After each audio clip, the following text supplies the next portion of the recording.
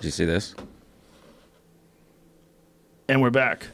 Trump's latest conspiracy? Yeah. No, what is it? I guess he's saying that there's a New York Times piece that contains a paragraph saying Trump suggested that the Access Hollywood tape wasn't real. So he's like saying that never existed. Oh, no, yeah. He said, well, I think, are those other two microphones on or something? So, was that the TV was on? Is that what it is? I think he said, like, in passing to someone, like, how do we even know that's real? Oh. Dude, you know how tired he must be? I'm so tired. Just listen. Just think how tired you are, right? Just doing normal stuff, doing podcasts, doing comedy shows, you know? Having a girlfriend, right? Yeah. It's tiring. Imagine being 70 and being the fucking president and being in a position where you're like, why did I do this? Why did I do this? He's got, I mean, maybe, look, maybe. Let's just give him the benefit of the doubt. Maybe he went into this job with the best of intentions. But he was just overwhelmed by conflict every step of the way. He's tested in a way that his character was never tested before, and all these people are mad at him, and it's just hell on earth. 70. So tired. And he's getting the worst comments ever. Every day like this. Tired. But here's the thing.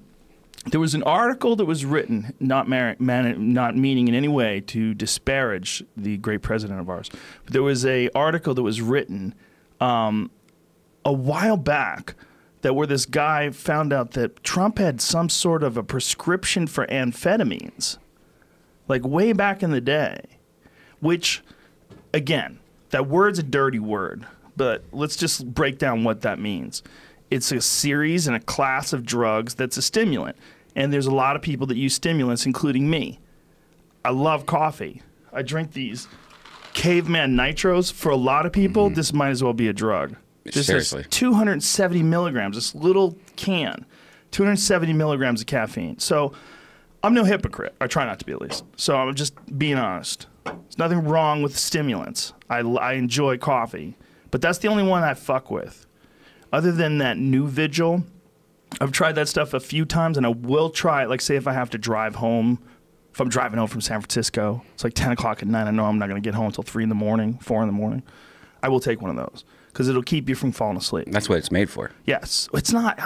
Apparently, what I've read was that that's what they prescribe it for, but what it's made for. And it was originally called Provigil, right? No, that was two different ones, but they're pretty much the same. Yeah, but one of them's the new one. Nuvigil. And I think Nuvigil's the new one, right? Yeah, and I think what they did is, like, there was probably some sort of, I don't know, maybe it's an improvement, or maybe it was some sort of a copyright thing or a trademark thing.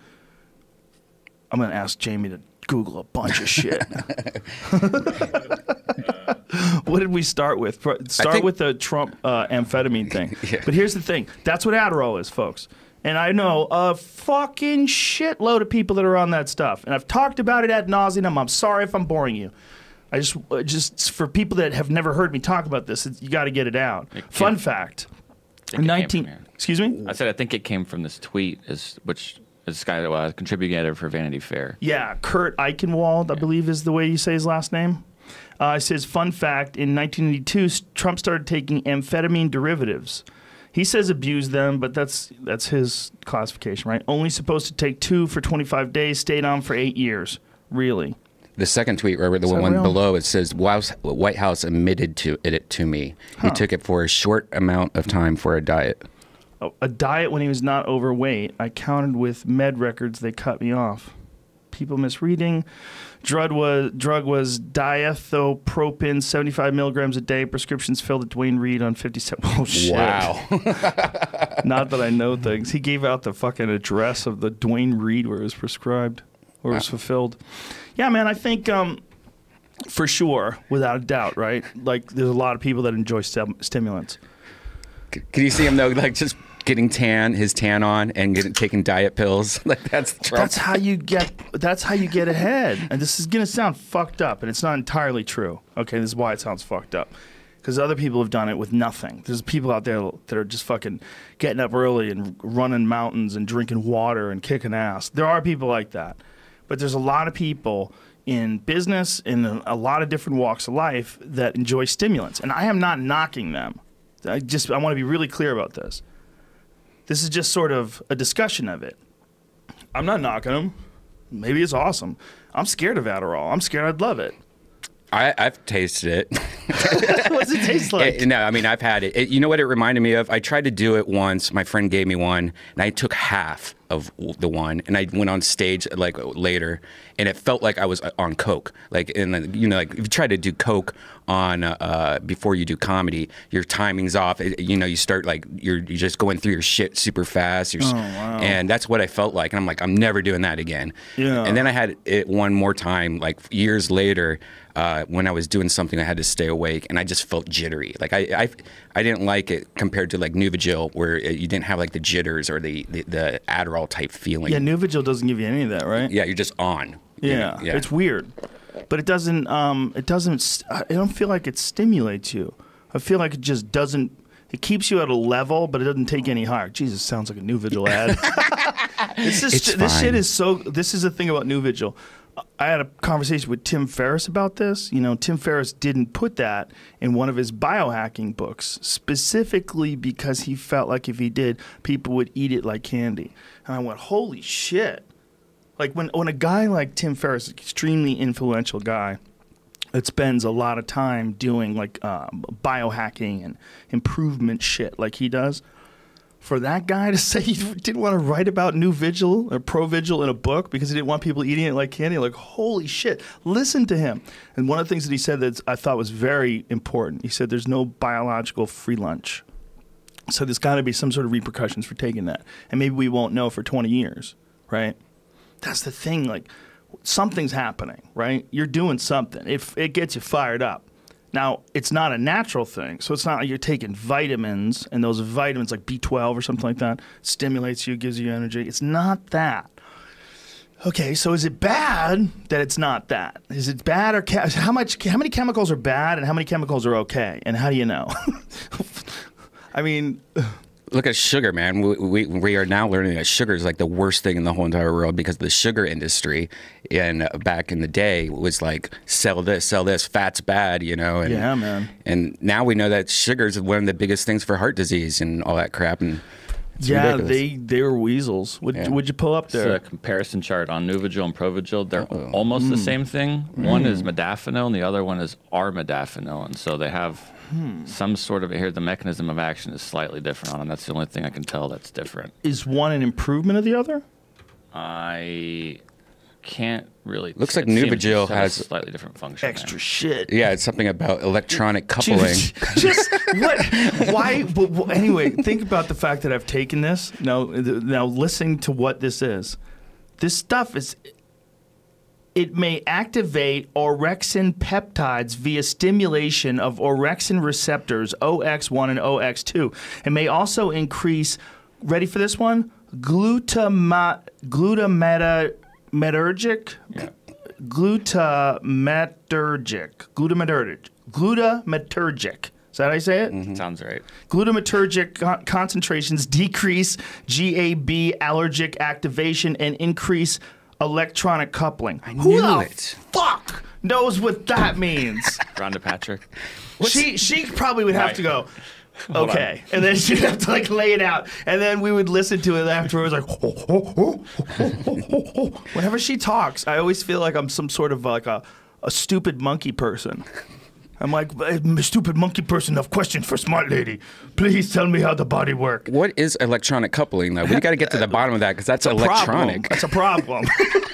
How do we have something electronic in us? How is electronic coupling a thing you have to worry about when you're trying to stay awake? What is it the fuck? We're robots. Dude, imagine if that's how we found out by looking at the ingredients of Nuvigil and we're like, hey, what does this mean? And then all of a sudden the fucking overlords turn the switch and we can see them in front of us. Sorry, you guys are robots this entire time. It was a goddamn ad agency the whole time that let it out. We're doing the bidding for the robot world. You know what the creepiest fucking quote I ever read? It was, Marshall McLuhan. He said, human beings are the sex organs of the machine world.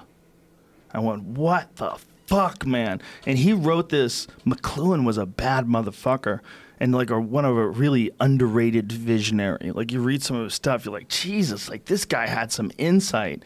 And I'm pretty sure he wrote all this stuff in like the 60s. You know? See if you could find when that quote was said by McLuhan, or written, however it was. Human beings are the sex organs of the machine world. I feel like it was in the 60s he wrote this, which is like, wow. That's heavy. That's so heavy. How the fuck did he see that? That's what it is. We're some sort of a weird being that makes better and better technology every year, and we get pumped about it, which is why I wanted to show you the Razor phone. Oh, man, that's so sexy, man. I can't believe you have that. 1964. 64! Just stop and think of that. 1964, that motherfucker figured it out. That was all acid. Media. Come on, it probably was, Look right? at the cover. That's a. So look at that. Look at that, Brian. That's beautiful, man. This is the Razor phone. That's supposed to have the best speakerphone. Dude, the speaker's insane. Yeah, like a Bluetooth speaker. Not that loud. Not that loud. Yep, no, it's good. not as loud as a Bluetooth, but it's fucking crazy. Like, you watch a movie on it, it's dope. You can play games on it, it's incredible. Yeah. Sounds like a goddamn ad for this now. Nuvigil and Razor. No one's paid me. They gave it to me for free, in all honesty. But it's pretty dope. Razer makes quality products. I have that big their high-end laptop, the Blade Pro, and it's really good. Is that the iPhone 10? I did. I just got the iPhone 10. Bitch. Yeah, it took me a while. Yet. I gave in. I saw Jamie's. I'm like, I give. Boom. I tap. Two things about it that I like. Good. Face ID, 100% legit. 100% legit. The only time is like when you wake up, you know, and your pillow's like in the way or your eyes are puffy. But you just go to the passcode. But anytime you look at it, it just unlocks. You know, you can close your eyes and it won't unlock. So when you're sleeping, you can't like just put it up to your face. And the size of it, because it's about the same size as the Plus, which is what I know that bitch. But it's like having an old small phone again. So I was starting to get carpal tunnel in my finger and my thumb from the Plus after a while. So you can just swipe up, and I can get to all of your. I got to all your notifications. Yeah, there's different swipe systems. They shouldn't say anything other than notification though, unless he looks at it. Go back. Shit. Yeah. Yeah, that's the one of the. It won't let me back. Now it's trying to cancel. It doesn't trust me. Cancel, bitch. Delete. It won't let me cancel. Here, let me see it's it. making me enter a password. Cancel. Oh, there it is. Here's some notifications. Now, can you see anything? Because Nope. It wants Face ID. Now look at me. Look at look, I'll unlock it for you. Oh, that's why. Hold on. Perfect example. So it fucks up sometimes. Sometimes, but I'll tell you what, man. This the form factor is very interesting. That's my security cam. So it's a huge ass camera, but it's not. It's like 3 or 4 cameras, I think. I mean, it's a huge ass phone, rather, but it's not a huge ass phone. Right. And it has a killer camera. What a weird world, man. Just 10 years ago, the first iPhone came out. And if you saw that thing today, you'd be like, that thing was made out of wood. I still have mine. Do you? That's amazing. I have all mine, and 2 of them are starting to explode. And it's not fair because I bought them and I wanted to keep them like a collector, but my iPhone 3 is bubbled up and it's about to blow up any day now. So do you get used to all this difference? You have different swipes now because you don't have a home page. How do you have to shut it down to get out of there? Yeah. Interesting. Yeah.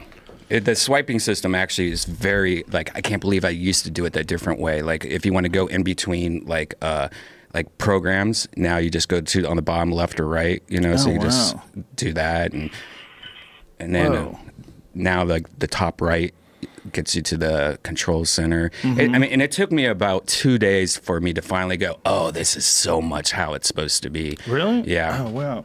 Yeah, well, sometimes if they figure out a better way, even though it's a better way, QWERTY typing, do you know the whole deal behind that? Apparently that's not the fastest way to type. The keyboard QWERTY is set up the way it is because in the olden days they made it that way because old keys would get stuck on each other. And they would mash them and they get stuck together. So they had to separate the more commonly used keys. So they changed the way they did it. But the right way to do the typewriter, God damn it, I forget the name of it. But some people try, wacky fucking nerds. You wacky nerds. These wacky nerds, they take their keyboards and they reprogram them, or they buy a specific keyboard that's in this way, and then they learn how to type with this super unusual keyboard, but it's supposed to be faster. There's a plugin, I think, that you can do it on your iPad and your iPhones and stuff like that does it What is it called, Jamie? This is the Dvorak keyboard. Dvorak, that's it.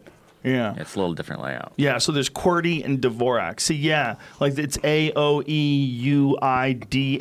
so it's not QWERTY at all. PYFDH.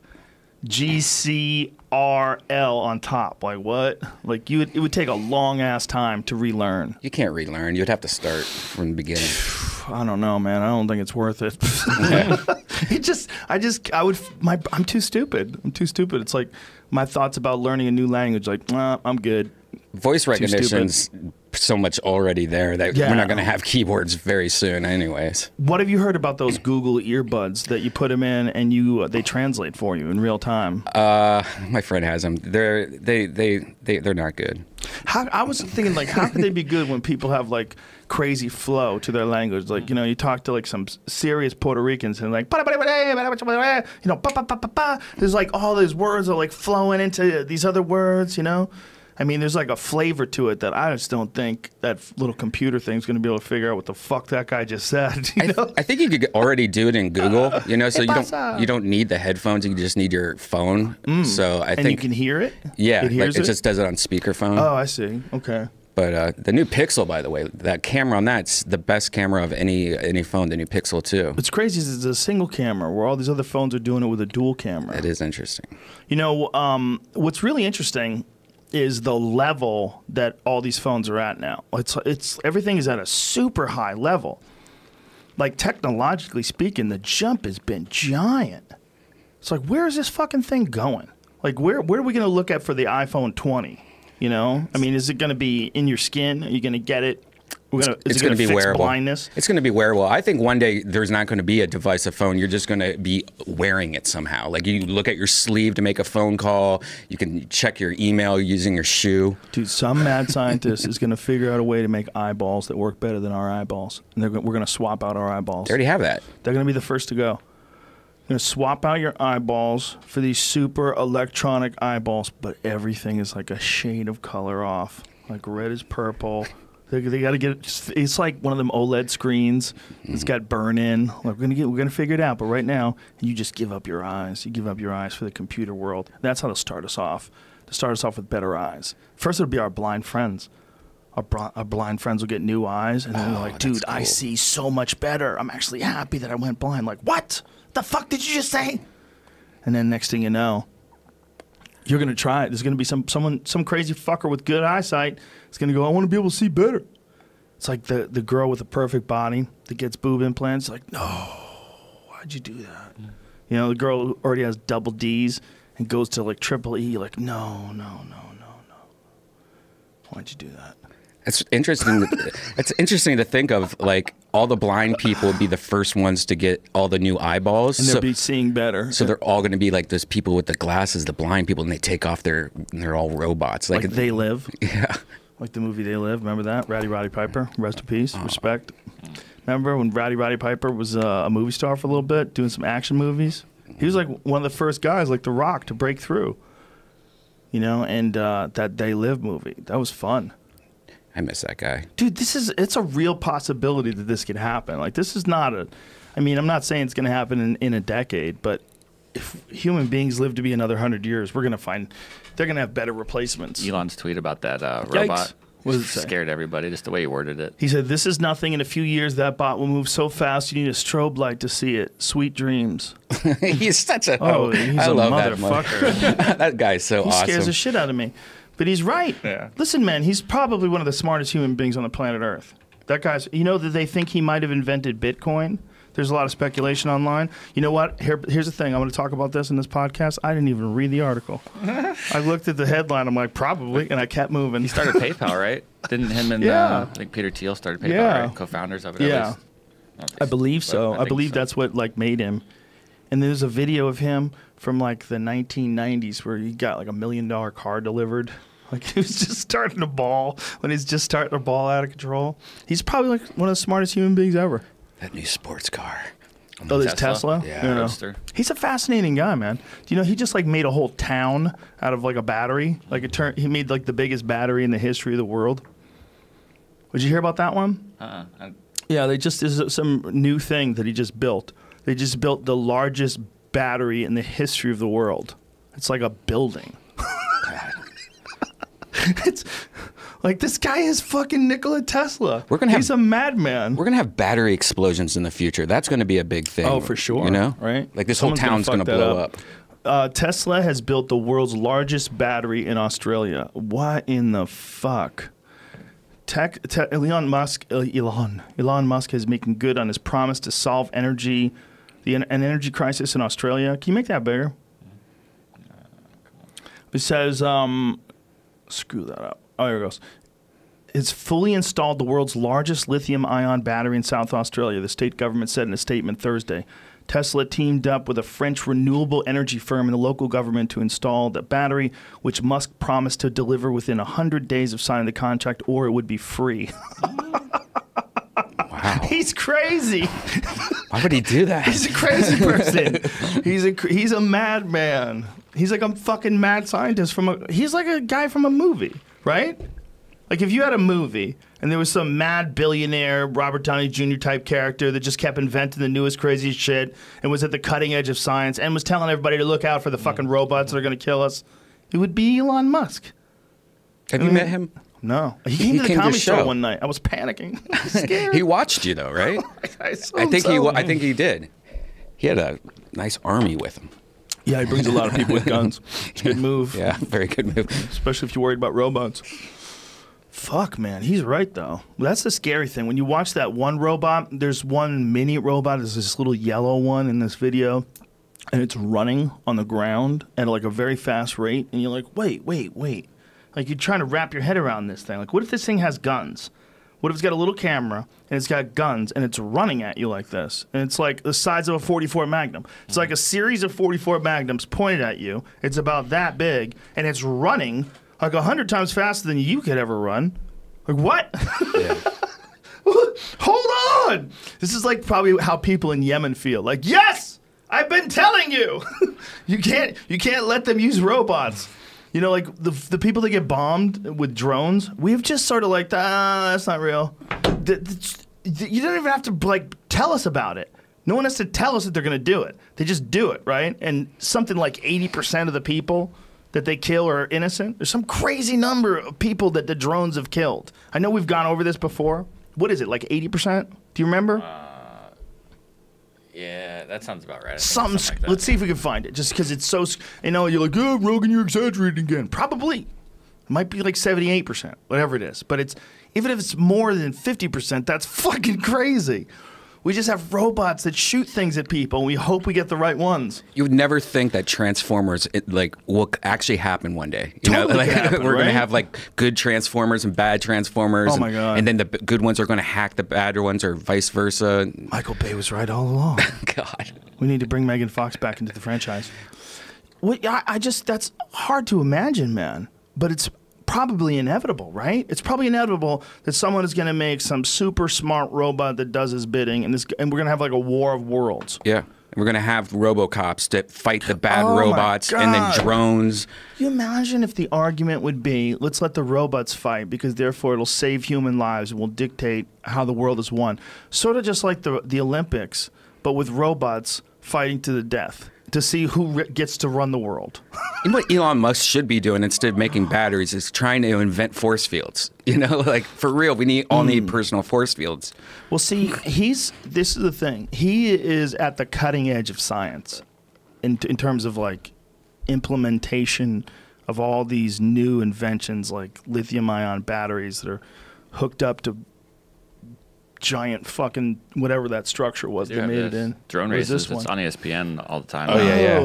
So dudes put on like almost a VR headset and race through. They do have them in arenas. Oh my It's crazy. God. A lot of times it's at night with lit up like neon obstacles they got to go through. And these go like 70 miles an hour, I think. They go really fast. So cool. That's incredible. That's so much cooler than a video game because there's an actual thing out there that you're moving around. Mm-hmm. You know, like to play a video game, like that's the new video game. The new video game is you put some like 10K camera VR headset thing on, and you put these cameras on these robots, and then you go do shit where the actual thing is really doing it. It's not a video.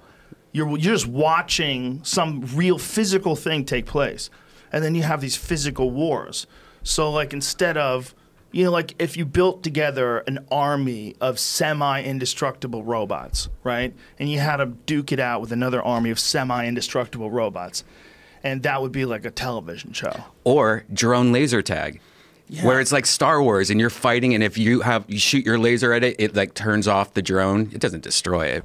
Maybe it makes it fake. Yeah, but you'd have to have high stakes. See, I think things would be so cheap by the time it gets to this point, it's like everything gets cheaper and cheaper. Like used to be, like you had to be a super baller to have that Michael Douglas brick on the beach, right? Remember in that movie Greed or whatever it was, Wall Street? Greed is good. He's walking with that giant brick. Like you had to be a super baller to be able to afford that. But now that's like nothing. And everyone has a cell phone that's way better than that. Like every person walking down the street, you go, sir, do you have a phone on you? Yes, I do. And he pulls out his phone. It's way better than Michael Douglas's super baller, all-time high money guy cell phone. That Except Ari Shaffir. Except Ari. But Ari has Ari's flip phone is still way better, right? It's still way better than that stupid piece of shit that Michael Douglas had. So if we just keep going in that direction, they're going to get cheaper and cheaper and cheaper to do crazier and crazier things. Remember this movie that came out a few years ago with Hugh Jackman? Oh, yeah, they had fights. What is it? It's called Real Steel. Oh, that's right. It's like Rock'em Sock'em Robots or something like that. Did they do it with like remote control? Or? No, almost like what you're describing. There's some capturing their body movement, and it just like copies what they do. Oh, really? It also is AI and has feelings. I don't know. How dumb was it? But wait a minute, he's on the ground. How's he fighting? Oh, is it someone else doing it, and then he's going to go back in there? Oh God, he did the thing with the. Oh no! Oh no! He's going to. Is a training montage. You gotta stop this now! Don't you ruin Wolverine, you motherfucker! Christ. Don't you ruin don't you ruin Wolverine for me, you piece of shit! Sorry. How dumb did that look? Oh, it's so sad. He's going to show the little boy. The little boy tells him, hey, come on, man. You got to get in there and win for us. He pulls his sunglasses down. Well, I'm going to have to start training. Did anybody watch that movie? I don't know. That's why I don't know much about it. They must have gave Hugh Jackman a shitload of money to make that look like a good idea. He had to be sitting in his house in Australia going, how much again? How much? Okay, so I'm a fighter robot guy? Is that what's going on? How many weeks? I watched it on an airplane, no sound. That's about it. That's what you do. Right. When you're so high, you think you're going to fall out of the sky. They'd watch that and go, what? That guy's awesome as Wolverine. Even though he's not supposed to, Wolverine's not supposed to look like that. Wolverine's not supposed to be a big guy. That would be like a bear. A Wolverine's like a little blockhead guy. Wolverine would be built like... you would have to go like Husamar Palhares. Perfect example. Husamar Palhares is a guy who fought in the UFC. He got kicked out of the UFC for, I think, unjustly. He holds on to submissions too long, and people get really mad at him because he fucking mangles people's legs. But I think the last one, like they're on him so hard that I think the last one was it was a tiny minor infraction. I think he just gets super excited, and I think he's definitely held on to things too long in the past, but I think he's learned from that. But anyway, the UFC has a zero-tolerance policy for that shit. He doesn't fight for the UFC anymore. I get it. But my point is, the guy looked like Wolverine from the comic book. He's just fucking jacked. He was like this 5'8", 5'9". He might not even been that tall. 185-pound gorilla. Just ripping people's legs apart. Ah! He was one of the scariest guys ever. See if you can find a good picture of Husamar Palhares. Just try Palhares. There's no way I'm spelling Husamar correctly. It's Husamar with an R. Yeah, Husamar, R-O-U. Yeah, it's spelled with an R, but the Portuguese, they use H. They call me Joe Hogan. Joe Hogan. There he is right there. Jesus Christ, man. Wow. Look at that fucking picture. Look how jacked he is, man. That's what Wolverine is supposed to look like. Almost exactly like that. Just like super jacked pit bull of a man. Because that's what a Wolverine is. A Wolverine's a crazy fucking animal. Is he still fighting? Look at the size of that guy! Is he still fighting? He got fucked up a few times in some other organizations. He got beaten by some tough guys like Emil Meek. Sorry, I'm saying his name wrong. Emil Meek. The Mad Viking dude. He fucked him up. And that's what got him over into the UFC. That's like a G.I. Joe body. Yeah. Yeah, he's ridiculous. But that's what if like Wolverine was a human, that's what he'd look like. Wouldn't look like Hugh Jackman, but Hugh Jackman pulls it off. Like, you don't have to be totally. I mean, you gotta get a movie star in there. It's not like you can let Paul Harris play Wolverine. Like, Wolverine has to say a bunch of shit, and you gotta believe he means it. You know. So it's probably hard to find like a super jacked movie star who could be a savage. Unless it's Jack Man.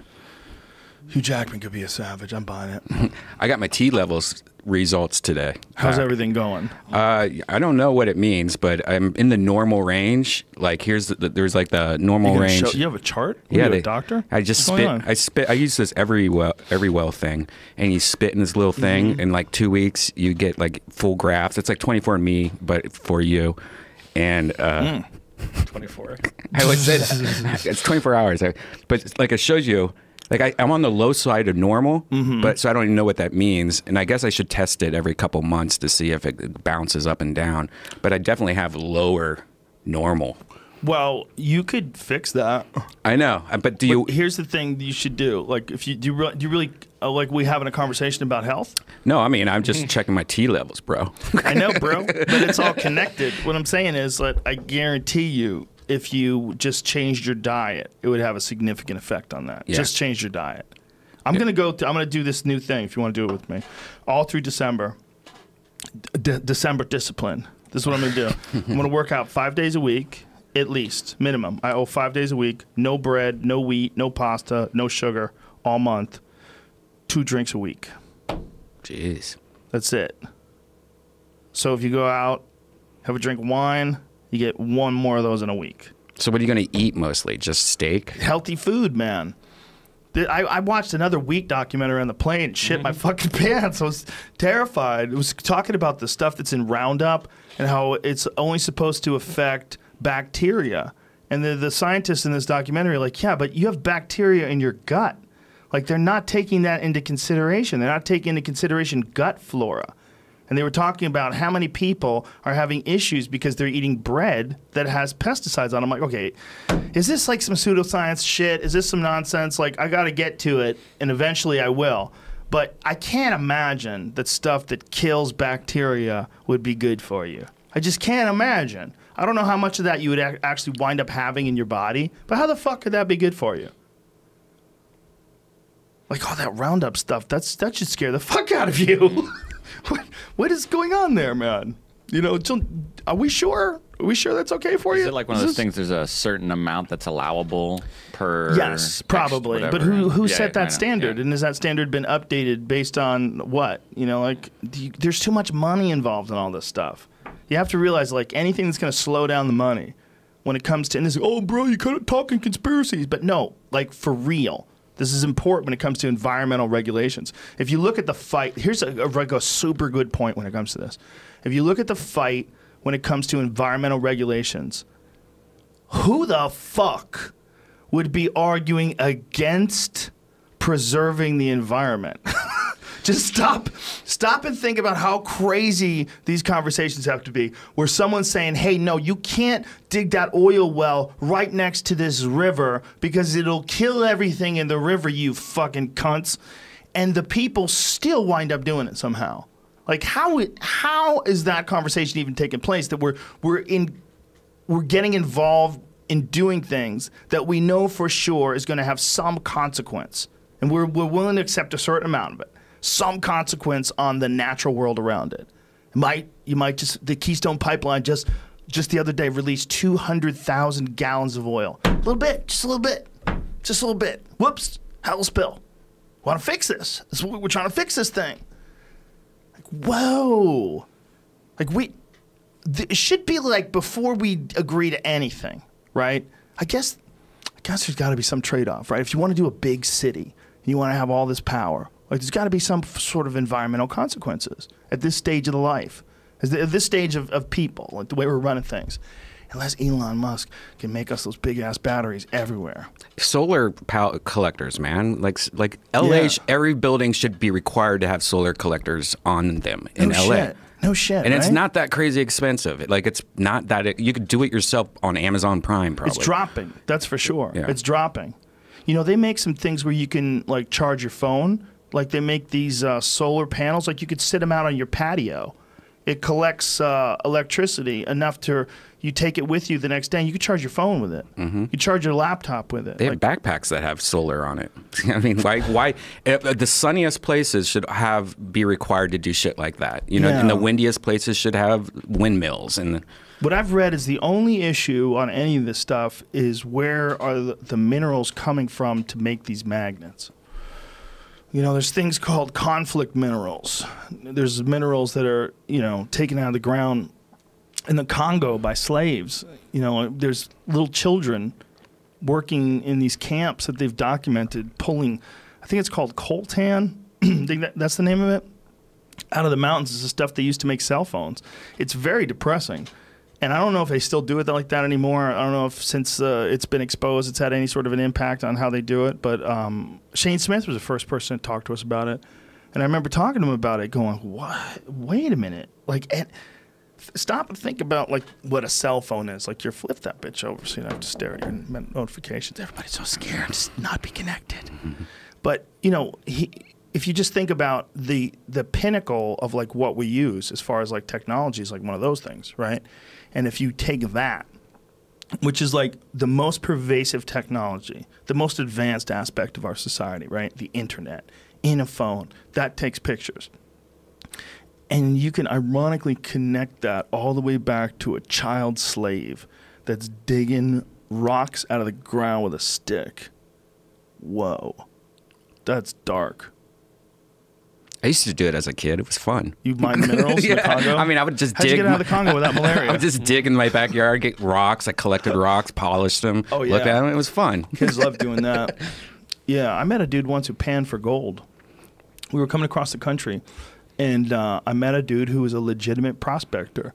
And he was not making a ton of money, but he had like this idea that he could at any day like go in one of these rivers and pull out some serious gold.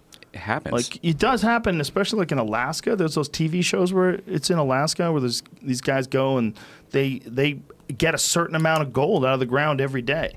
And sometimes they hit good pots and they can really, really collect and stack them up. But this dude was like, and I brought him some shit that I thought was gold. I'm like, dude, I found some gold. He's like, no. That's pyrite. That's fool's gold. And I started thinking about it. I was like, well, why is gold worth anything? Like, well, how come this pretty stuff is not as much as that pretty stuff? Like, what the fuck is... Fool's gold might be worth more than gold one day. Someday. People like, you fools. It was right there in front of your eyes the entire time. Yeah, but like, what is fool's gold made out of? Fool's gold looks pretty dope.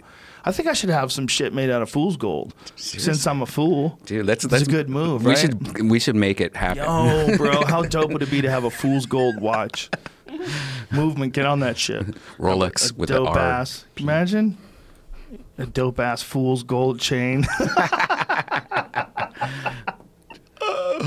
Why not? It's pretty. What? Like it's weird how like some shit is like worth a lot of money that's pretty, and some shit like pfft, we don't give a fuck about rubies. The only thing that's coming up is a Matthew McConaughey movie called Fool's Gold. It's him and a girl and a bottle of wine on the beach, and there's a lot of singing. Wait, does fool's gold actually exist, or is this something we've always thought it was? That's what you described. That's beautiful. Look at him. And the watch that he's wearing keeps popping up in the picture. Yeah. Looking for something. And they both have their crotches leaning towards each other. They do. They do. Look at the shadow work on Notice it. they're like moving in on a deep dickin' right there. Just real close. I actually vaguely remember this. He's just like a pirate. He's a treasure hunter, I think. Have you ever seen anybody do that or heard of people that do that? They like find a place and they can't tell anybody about it because they know there's probably like $2 million worth of shit down there. Yeah. And they got to be careful because Oh, yeah, man. Those are real. somebody will kill them. Oh, yeah. That shit is real. Yeah, there's a whole industry of that. And there's people that finance these guys. See, there's the mad men that know where the fuck, and mad women, sorry, and non-binary folk, that know where the treasure might be. And then there's the people that need to finance that bitch. And usually they make some sort of a split. Like the guy's like, hey, I'll invest. And people have invested hundreds of millions of dollars and come up with zilch. And they just think, around the corner, it's got to be my pot of gold. A Roman ship that crashed just filled to the fucking brim, those greedy cunts. They used to bring so much gold with them that it killed their boat, poisoned them from the inside. Imagine that. You just got hundreds and hundreds of pounds of gold. There's another movie he's in actually that came out last year that's sort of about it too, where he goes to somewhere like in Thailand, and they know the spot where the prospectors are gonna like dig all the gold out of the mountains, and same kind of thing, but it's not in the ocean. Pretty dope. Wasn't as good. So. You know what was good that I liked? A lot of people did not like The Dark Tower. Oh yeah, it's not good, right? That Idris Elba guy, he can sell me anything. I'm buying it. He's a guy that's like you believe is like a legit badass, but also can act. Like I believed him in this movie. It was a wacky movie. It's like very wacky. It's always wacky when you have a Stephen King book and you try to make a movie out of it. Does he have a British accent in it? No, not quite, but he has like some sort of a noble accent, like the way he talks, you know? Like, I do not aim with my hand. To aim with your hand is to forget the face of your father. Yeah. Like that kind of shit. You know, it was like intense, weird world that they live in this movie. It's very strange. But I enjoyed the shit out of it. You know, but you just, when you watch a movie that's a Stephen King book, you got to realize, like, they have to abbreviate the fuck out of this. Like, this is a complex story that gets woven into all these different places. And you got to condense that to an hour and a half to make it palatable for a movie. It was very hard to do. Like it's almost like Game of Thrones have made movies obsolete. It's like movies are like clunky. They're like CDs. Like, why are you carrying around CDs? Do you not have a phone? Like, who are you? I think the same way about Game of Thrones. I can't get into it. I'm like, God damn, I'd rather watch. Fuck you. Fuck you, man. I heard that The Punisher, the guy, John Bernthal, I don't know how to say his last name, he said like it's a 13-episode movie, like a 13-hour movie. It's how it's supposed to be watched or consumed, sort of. That makes sense. That guy's a good fucking actor. That guy was great in The Walking Dead. He was fucking great as the best friend who wants to fuck the wife and then turns into a zombie. Spoiler alert. Are you still watching that?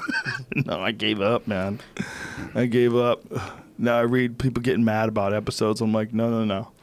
What shows are you watching right now? Like, what's some shows that you would never think, like, just like a reality show or like? Dude, I don't watch anything like that, but I do watch Ozark. That's the shit. That's that Netflix show. Ozarks or Ozark? Ozark. Just Ozark. Yeah, I just saw it. Yeah. That's awesome. What's that and about? Stranger Things. Ozark is I don't want to give too much of it away, but it's Jason Bateman, and it's like a drama, but like based on like financial shit. That's all I want to give away. I don't want to give away anything, but it's fucking crazy good. It's really good.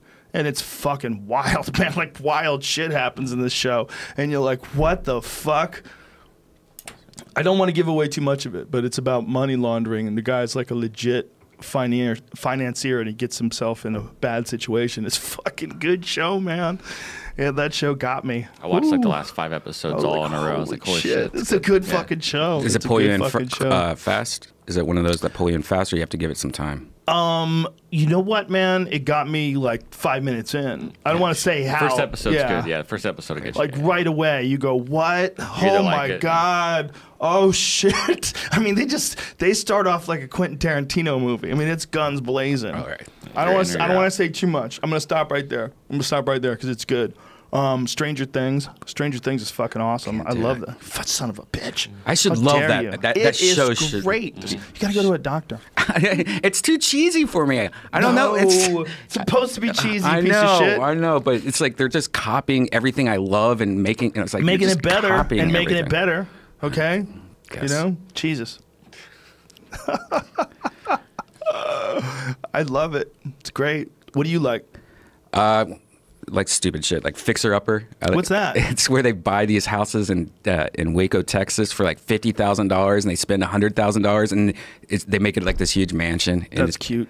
I like Fixer Upper shows. Those are you don't cute. like stuff like that? No, I do. I'd like those. There's something satisfying about those. Yeah. Like Adam Carolla's show was good. Satisfying. Well, he would bust people, but then they'd fix it. He'd bust people that were like shitty carpenters. They were like bad contractors that are doing terrible jobs on people's houses. That's a cool show too. I mean, I always, when I was a kid, I always watched This Old House with Bob Vila and all that shit. It's like, I prefer the positive shows though, man. I don't want to watch all these contractors that are like ripping people off. I like Chef Gordon Ramsay shit. You don't like Chef Gordon? Do you? I do. I love that motherfucker. I do. He gets very upset about food. But I think that this the style of show that I like is when they take a house and then they redo it. Right? Those are my favorite ones. Yeah. This show's really cool because it's a husband and wife, and she's just like a badass designer. Like she'll take it like just her paint style and like how she mixes stuff is very, very cool.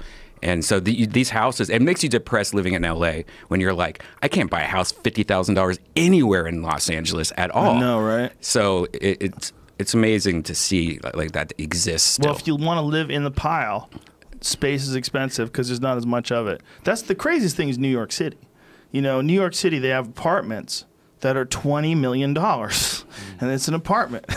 You're like, wait a minute, it's not an apartment. No, it's an apartment. You have an apartment. You have a great view. It's a great view, but it's a fucking apartment, and it costs $20 million. Like, wait a minute, how many people are in the building with me? Thousands.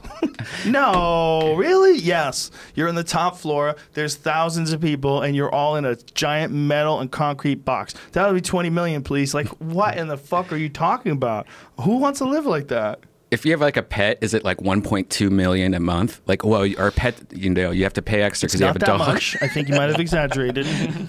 No, I think if you're buying it, you own it. But if you're renting it, I bet there's a lot of places that won't want to rent if you have a dog, because the dog winds up fucking things up. You know, dogs always bite things and shit on places and piss on things they're not supposed to. I'm dealing with that now. Yeah, man, it can happen. Yeah, but it's hard to imagine that that's the right way to live. I bet it's exciting as fuck. I bet living in a giant apartment in New York City and beep beep and everywhere you go, you're just overwhelmed by giant numbers of people. It must be exciting as fuck. It's really interesting. It's like you're in the middle of the high. Like, but I just don't think that leaves you a lot of time for quiet and reflection. I mean, you can like force yourself into a room and shut the door, but I think this is just a theory, but I really think we need a certain amount of actual space between each other to relax. Absolutely. This is just my feeling. I feel like if I go over someone's house, they live in the country, and I go sit out on their porch, it's just like, why don't I live like this? How come I don't live like this? This is how you're supposed to live. Like, this feels great. Like, you go, you look, you see fucking rolling hills, you see birds and shit. Like, this feels great. Like, you see the trees, you see water dripping off of them, and the sunlight's peeking through the leaves, and you go, God, this feels so good. Like, why don't I see this all the time? Instead of, bam, bam, fuck you, go back to your fucking country, queer. You know, fucking smoke and farts and cigarettes and people smell like Drakkar. Oh, what have we done? Pissing in the streets, garbage bags piled up, ripped at the bottom, nobody cares. Guy picks it up, some of it falls out, they drive on. Fuck. Bam, bam. Or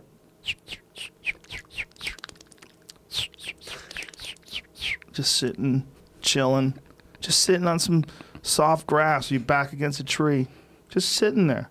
Feels better than on some stupid-ass fucking park bench watching some wino eat his own shit. Right? I do not understand how people do it. Like Ari loves it. He loves it. How? You talk to Ari about New York City, I love it. It's the best. It's the best thing ever. I'm living there until I die. Yeah, definitely. Fuck the winter, though. He's the best. He bails every winter. Fuck you, New York. I'll see you dummies later. He comes to LA. He lives here for 3 months, then he goes back. It's awesome. It's fucking funny shit, man. That's the way to do it. It's a funny way to do it. I mean, I think he's going to do some wintertime, but that wintertime did dunk it in solid. So is he back yet? He's back. He's back. We had him for a little while. We lost him. Now he's back. He's coming in. We're doing a shrimp parade. Christopher Ryan, him and me. Yeah, I knew Duncan would be back. You know? I knew it would be back too. I don't want to say it. But just like that winter is a different thing, man. You're either used to it or you're not. And if you're not, you better change. You got to change your expectations for the way you interface with the world.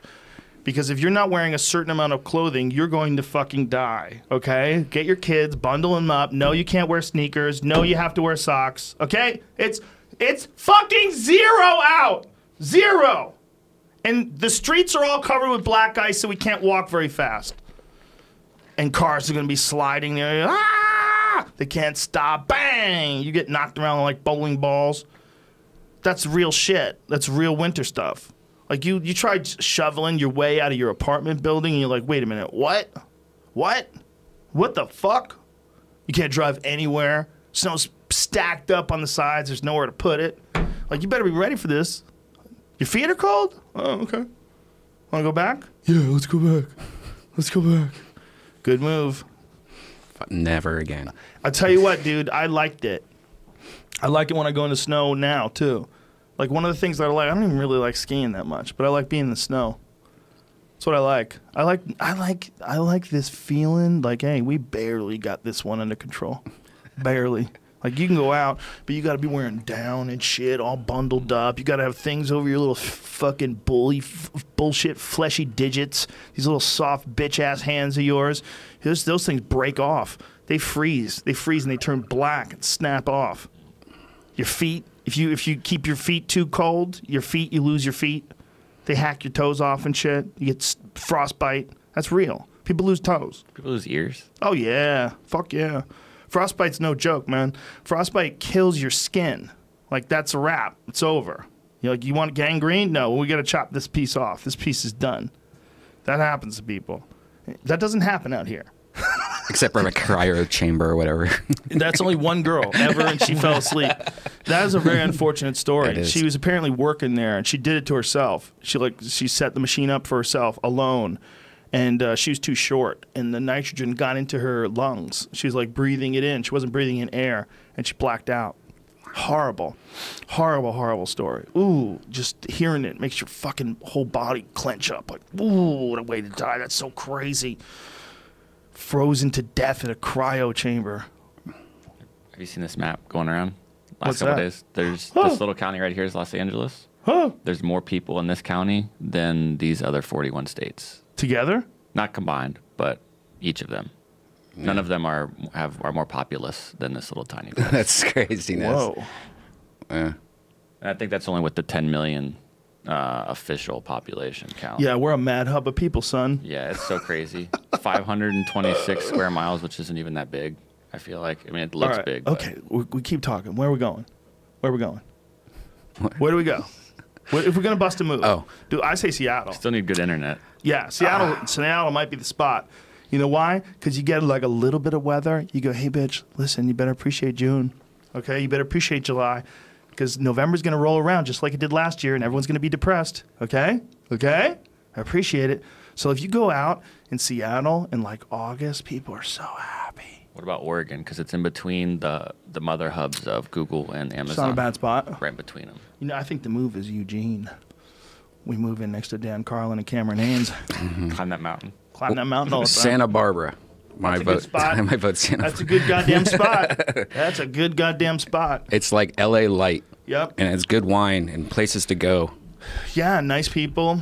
Yeah, I like Santa Barbara. It's a chill beach, too. You go to that beach, people are super friendly. Cute zoo. Yeah. Yeah, man, that's a good spot. Santa Barbara might be the perfect spot. Mm-hmm. It's a good spot. Shit, I shouldn't have told everybody. They're going to run up there. Hey, bro, I heard we should move to Santa Barbara, bro. The only problem with Seattle is like when you live, we're from Ohio where it's gray sky every day. And Seattle, I think it's going to be kind of like that. I think there's way too many gray skies. Here's the thing, though. Are you willing to trade some gray skies for cooler people?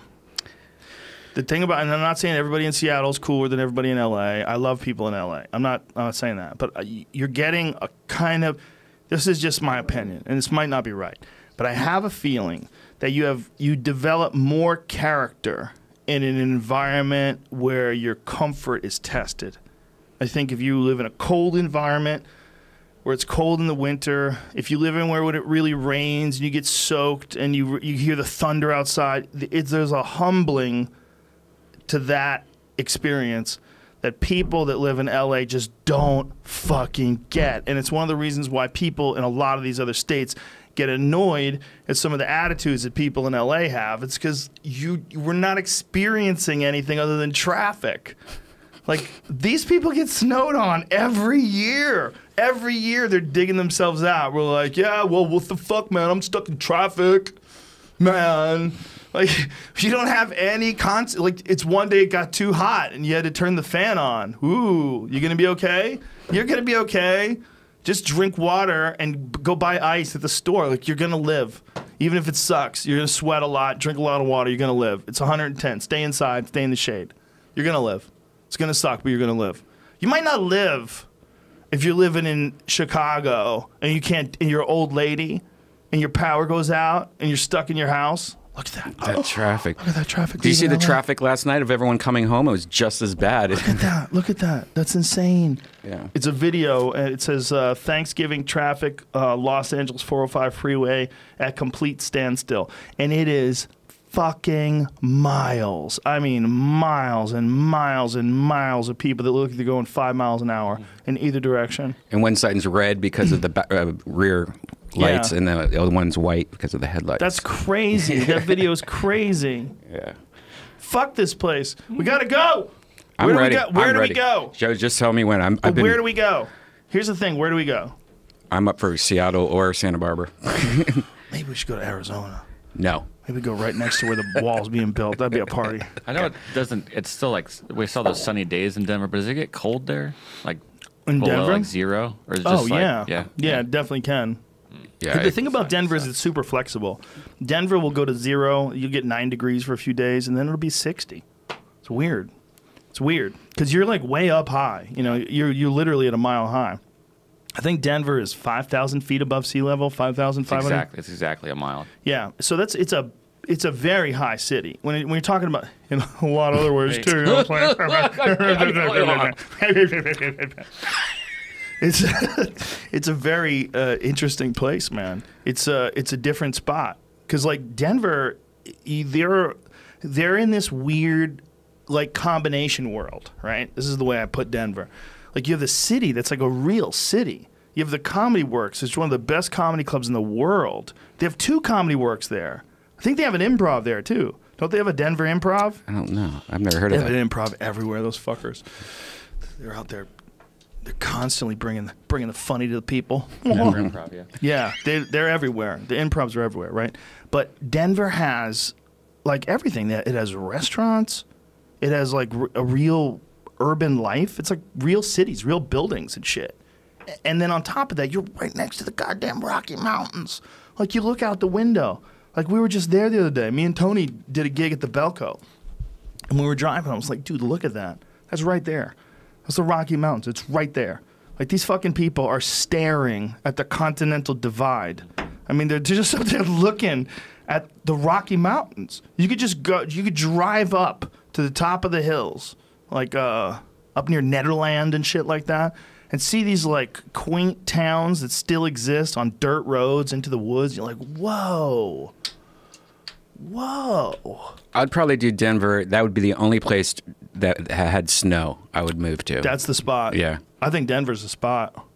It's just Seattle. Might go with a good quake. Yeah. Mount Good Olympus. quake. Or that volcano. The volcano could blow. And if Mount we're- St. Helens. Yeah. Yeah. Volcano could blow. Tsunami. There was some tsunami shit about Seattle that was in the newspaper a few years ago that was actually causing a drop in the real estate in Seattle. Because people were like, wait, what? Like, they were talking about how someday, within the next 100 years, a giant earthquake and tsunami is going to level Seattle. What? You can't just say that. I'm trying to sell my house. That, I think. The disaster waiting to happen at the Northwest. See if you can find the article. Like, the article was something about, God damn it, if I can remember, earthquake and tsunami. What is it? You live in natural disaster danger zone. I don't think so. Experts say on the really big one, here's what will actually happen. That might be it.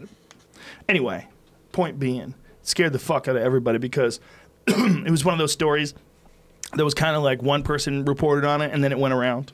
You know those like you get them on Dig or something like that, and then you go to Twitter, someone will have it. It'll be linked to another website. You go and check it. You're like, whoa, is this really happening? Seattle going under? What the fuck? And like out of nowhere. But we might lose Seattle. So let's think this through. Yeah, let's take Okay, 'cause Seattle off the list. How much are you scared of bears? All right, Toronto. See, if you're not scared of bears, the move is Montana. Montana's the move. You know why? Because Montana's like Denver with less people. Like, you got an airport. If you're willing to give up a day, you got an airport, you can get out. Okay, you got to give up an extra day, though, for travel. Because you got to get out and fly somewhere, and then from there you fly out. And so, like, the odds of you doing a show that night, you really probably couldn't do it. You'd probably have to leave Thursday for a Friday night show. But you get back the same day. Same weather? Yeah, but bears. Like the big kind. No. Like the kind that eat Denver. people. Grizzly bears. What do you but do, super though? cool people. What do you do out there every day? You start a fly fishing camp. Why are you laughing? Well, why is that the first thing? Because fly fishing's awesome, and you could do it there. It's a great place to do it. I'm in at night, like after the At sun night you goes sleep down. and you put a gun right by your bed in case the wolves come. Every Because day. they have wolves too. They have wolves. Did you see the Rock's new movie that has the 30-foot Yes. wolf? Yes, perfect movie for him. I'm very excited to see it. Did you see his new tattoo? Nikki Yeah, this big Hurtado block. made this Yeah, fucking bull. dope like bull skull. Yeah. He used to have that bull on his arm, and he updated it with this like insane bull skull that Finished. Nikki Hurtado made. Here, make that larger so we can see that. Wow. Look at that. That's sweet. That is an insane tattoo, man. I mean, and the Cool. old tattoo's still in it. See it? How the old tattoo is like the cracks here, now? That's so cool. Yeah, he made the old tattoo like a part of the new tattoo. I mean, it is fucking dope. And it doesn't, like, you have to look at it to know the old tattoo is in there because he's turned it into these cracks in the bones of the bison skull. Fuck, man, it's awesome. Or the bull skull, whatever it is. That guy's a bad motherfucker. You ever seen his tattoos? Yeah. Pull up some of his tattoos. Go to his Instagram page. His fucking tattoo work is amazing. Amazing. He does all kinds of weird shit and a lot of like photographic stuff where he'll have like a photograph of, Elvira or some shit and it'll just like perfect. I don't know why I said Elvira. Hellfire. Go to Nico Hurtado's This is his page. but go to his page. I just I said Nikki? It's Nico. Yeah. Sorry, Nico. Are you done with tattoos? You gonna Nope. lower back? Yeah, I'm gonna do a tramp stamp. I'm gonna have her on my back. The Game of Thrones lady, Queen of Dragons, Mother of Dragons. Oh my god. How dope is his artwork though? That's sweet. Look at that. Dude, his artwork's insane. Where's he from? What? He's a California guy. Look at the lips on that thing. Oh my gosh. And crazy. It's just crazy. What is that woman supposed to be? Is she a demon or something? She's got a skull. Wow, it's amazing. When you zoom in on it, you see how good the details are. He's incredible. Good style. But yeah, I mean, there's so many really good tattoo artists now. I mean, this is a weird time for the art form because it's, for whatever reason, I guess probably a lot of those tattoo shows in specific, they made it, seems like more, people understand it more as an art form, Like you have more like legit world-class artists, world-class, a weird way to put it, but legit talented, super talented artists that decide to become tattoo artists, See this thing? What is it? Temporary tattoo printer on your arm machine. I mean, I don't know if they last as long as like a temporary tattoo, which isn't very long at all, but it's full color and probably just works off a JPEG or something, so you could try out. And how long does it last for? I don't know. I was guessing as long as a temporary tattoo, but I feel like it's a little bit longer. It's like a stamp, it says. It might say, Okay, yeah. but better. But better. What? Yeah. Design your own tattoo on the app. Oh, man, we're getting little kids. This indoctrination. They're trying to get these kids to accept the numbers when they come and collect us all for camps. God, what was he saying the other day about? Robots! Was that what it was? You like said something like you tweeted him back like something like I was like, LOL, what? Like, what did he say? yeah, what was that? I love that guy, but sometimes he says shit that I just go, what? You need someone like me next to you all the time. That's what Alex Jones needs. He just needs me to go, hey, man, what? Stop. That might not be it. Some people need a rudder. You know what I'm saying? Yeah. And by the way, if I'm your rudder, you got a serious fucking problem. You got a serious fucking problem. I was hoping that flat earther was going to like do the Shoot rocket himself to shit. the Yeah, moon. I was waiting. I was so excited for this. Apparently he has done it before. He shot himself like 160 miles into space or some shit. God. Not really. Yeah, no. No, he did. I think he did shoot himself like 1.6 miles into the air. Something ridiculous in the past. And he recovered. Took him like several days to recover from the G-forces. I do believe that this is something that was in the article. It might be something he said. He might just be crazy. Yeah, he's trying to be like Evel Knievel. He was trying to do a bunch of different things, and he jumped onto the Flat Earth thing about a year ago to gain money, he said. That's what I read. He's trying to like jump a limo over a fucking gorge or some dumb shit like that. Well, no one believes But wait it a minute, real. how do you know? Oh, yes, they do. Son of a bitch. I read the article about it when it first was coming out last week. Yeah, you know what? I read one of the craziest fucking arguments someone said, one of the flat Earth proponents said about it. This is going around apparently, so forgive me if you've heard this. But the idea that a ship doesn't really disappear over the horizon, that you could always zoom in on it if you just have enough of a powerful lens in your camera. So they think that in some way is proof that the Earth is flat. That's just proof of how far you can see. That's all it is. You don't understand. Like the curve of the Earth, it takes forever. It's fucking huge. I get what people are doing. Like, well, how come if you zoom out, you can see it? Well, you can't forever. That's why you can't see Mount Kilimanjaro from your fucking living room in Santa Monica, Right. dipshit. Right. All right? It's a curve to it. It just takes a long-ass time, and you can't see the boat long before it goes over the curve. Because unless you're talking about a giant-ass boat, and even a giant-ass boat at 30 miles away, which is where you still be able to see some of it, that's too far for your eyes. So if you zoom in with some sort of a crazy spotting scope or something like that, yeah, you'll be able to see it for a little while, and then in another couple hours it'll be gone. It's gonna go over the top. But they want it to be real so bad. They want it to be real so bad that they come up with these things that aren't true as examples why the Earth is flat. And the big one was, yeah, how come every photo of the Earth from space is a composite? You didn't even bother to look into it. Because that's not true. If there's a fucking satellite that takes a high-resolution photo of the Earth something like every 10 minutes. It's the Himawari 8. It's a Japanese satellite. You can go online. You can look at the pictures. It shows where every fucking storm cloud is all over the country in real time. So if there's a storm that's hitting Cuba, you go to that, you look at that image from that day where the storm is. You'll see the fucking storm. Like, it's all real. If you don't believe that's real, do you believe that someone is so good at hiding shit that they've kept all the images of the flat Earth from ever being published? That no one has been able to, in the history of people, has been able to travel past the ice wall into the nether region of hobbits and gnomes and pixie elves. It's just mental health, We have a huge problem. It's lack of education. It's lack of education, and then it's also being committed to these ideas to the point where they're a part of you. It's idea identity politics. This is what it is. When you believe in an idea so much that you don't, and I've been guilty of this, and I think everybody has at one point in your life, you've been guilty of not really looking at it for what it is, but instead looking at it for what you want it to be and for what you've already committed yourself to believing in. That's a big part of the problem. A big part of the problem with people is you commit yourself to believing in something. And then when you commit yourself to believing in something, anything that's contrary to that belief gets fought viciously. You shut it down, you interrupt by all means necessary, you mock it, you deride it, you don't examine it objectively.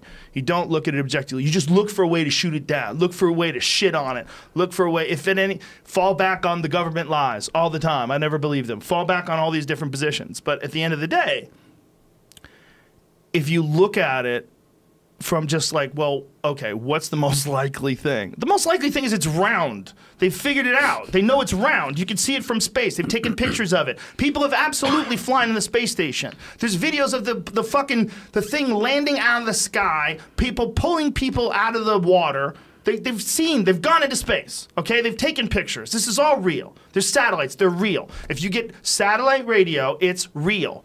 Okay? It's really from a satellite. When you get DirecTV, it's real. It's in space. It's orbiting the fucking Earth. There's flight patterns that are carefully calculated, that are going around the Earth. Everybody would have to be lying. Do you understand how crazy it is? I'm with you on a lot of conspiracies. I'm with you on Operation Northwoods. I'm with you on the Gulf of Tonkin. Shit, you get me high enough, I'll go Area 51 on you. I'll go Bob Lazar. I'll go deep on some who the fuck knows wacky shit. Till you get to the Earth being flat, and that's when I go, you're just chasing your tail. You're chasing your fucking tail. These angry little pricks call me a shill. They're just Jimmy, trolls. you got your round earth shill shirt on. Oh. What a perfect advertisement. This is an advertisement show. YoungJamie.com. YoungJamie.com. Get yourself a round earth shill t-shirt, folks. I have one. I wear it all the Shipping time. by Christmas. And they're very soft cotton. Feels wonderful on the skin. Yeah, I think it's almost like a troll. What do It's you think? not, man. I'm telling you, I used to think that too. It started out as a troll. This is what I think happened. I think it became an exercise in psychology. From what I've understood, and I might be wrong, but from what little I've done poking around about this, it seems like this might have started on 4chan, and it might have started as a joke. That there's always been a certain percentage of people that believe that the world was flat. There's always a certain percentage. Just like there's a certain percentage of Moonies, there's a certain percentage of people that, you know, are Satan worshippers. People just, there's wacky beliefs. And people get attached to these wacky beliefs and they fucking cling to them. And this, in whatever it is, whatever the belief is. There's a certain percentage of people that have always thought the earth was flat. But then what I read was that someone on 4chan started trolling. And that by trolling and trying to post this fake evidence about the world being flat, a bunch of people bought it. And they ran with it. And not only did they run with it, they started to ramp it up and add things to it. And flat earth theory became a thing. And these people all decided that this was like a legitimate pursuit. That there is some Illuminati, some group of Jews, it's always Jews, that are hiding all the information. That somehow or another they've talked to all the map makers, all the people that work in commercial shipping, all the people that are flying airplanes, all the people that are making satellites, anyone in aerospace, all these fucking people, all these people are all together and they're all lying. Okay, and I am too. Or maybe, just listen to this, maybe you're chasing your fucking tail and you're confusing the shit out of some people that are dumber than you because of your inability to look at what it is versus what you want it to be. You heard me. I'm not right about everything. Don't get me wrong. Oh, Rogan, you fucking... I'm right about this. There's no fucking reason why someone would lie about the shape of the planet. There's no benefit in it. There's no reason why anybody would conceal that information. There's no benefit. If someone found out the earth was flat, they would be fucking singing it from the rooftops. Any real scientist. Any real person who's been in the space station, any real person who's flying the space shuttle, they're real. I know you're like, oh, you don't know them. I've met them. I had that Chris Conrad guy. Is that his name? Chris Hadfield. Chris Hadfield. Forget his fucking name. Commander Chris Hadfield. I blame the weed. Chris Hadfield. He was wonderful. He was in space for a long time. He was talking about the effects of it when he came down and how bad it fucked up his body. That was a fascinating podcast. I remember I think I got like 40 minutes with him, and then he had to go. It was like one of those quick little things, and he was amazing. You're talking to a guy that's been circling the fucking planet in a metal box. No, that's not real. It's real. No, it is real. This is the reason why your phone works. Understand this? The people, this is what's ironic. The people that are doubting the highest minds and the most competent technological innovators in the world, like the most competent people are the people that are involved in like aerospace, airplane construction, jet construction, cell phones, computers. Those are the people that are at the top of the fucking heap. And these apes that are using these devices to say that the world is flat, you're doing just what a massive disservice you're doing to the very minds that have created the thing that you're using to complain with this ridiculous idea that someone's hiding the information from all the people because they don't want you to know that the world is like your phone, man. I get it. I want to believe Bigfoot's real. I get it. I want to believe. If you show me some fucking half-assed Bigfoot footage, I'll watch it 3-4 times in a row. I'll go one day, maybe. Hey, maybe. You never know. There's a lot of parts of the world we never go to. You know, somewhere deep in the Congo. I wouldn't be surprised, right? I want to believe, but I'm also objective. You got to be both. I know you want to believe the Earth is flat. I'm super sorry, but it appears to be round as fuck, just like every other planet we've ever looked at. All of them. Imagine how crazy it'd be if Earth was flat. Well, here's the problem with this idea, you fucking dummies. A lot of the people behind this idea believe that it was created by God, like on a pizza tray. Like that this is part of a religious belief, is that God made this flat Earth in the cosmos, and it's all about us. This is part of it. This is connected to your group. Joe, you're so arrogant with your idea. No, I'm fucking dumb, okay? But I'm smart enough to know the world is round. Crazy assholes. So, have you talked about net neutrality? Net neutrality? Net neutrality. Yeah. You know, I saw Mark Cuban saying positive things about net neutrality. Yeah, it's and I was really surprised. But then I realized he's a rich old white guy. And if I was a rich old white guy, I'd be like, listen, we don't need regulation. We take care of it ourselves. We clean up our own neighborhood. He also has a lot of money, so no matter how much it costs, he doesn't give a shit, you know? There's that, for sure. But then he was making some arguments, and I'm too fucking stupid to know whether or not he's right. You know, I've heard the arguments against it, and I think those make the most sense. But apparently there's some big business people, and I get you hippies. You're like, yeah, of course they are. Those fucking assholes. They never have enough money. You're right. You're right. But also, like, you got to let them do their thing. You know, you got to let them do their thing. It's like, I don't know who's right.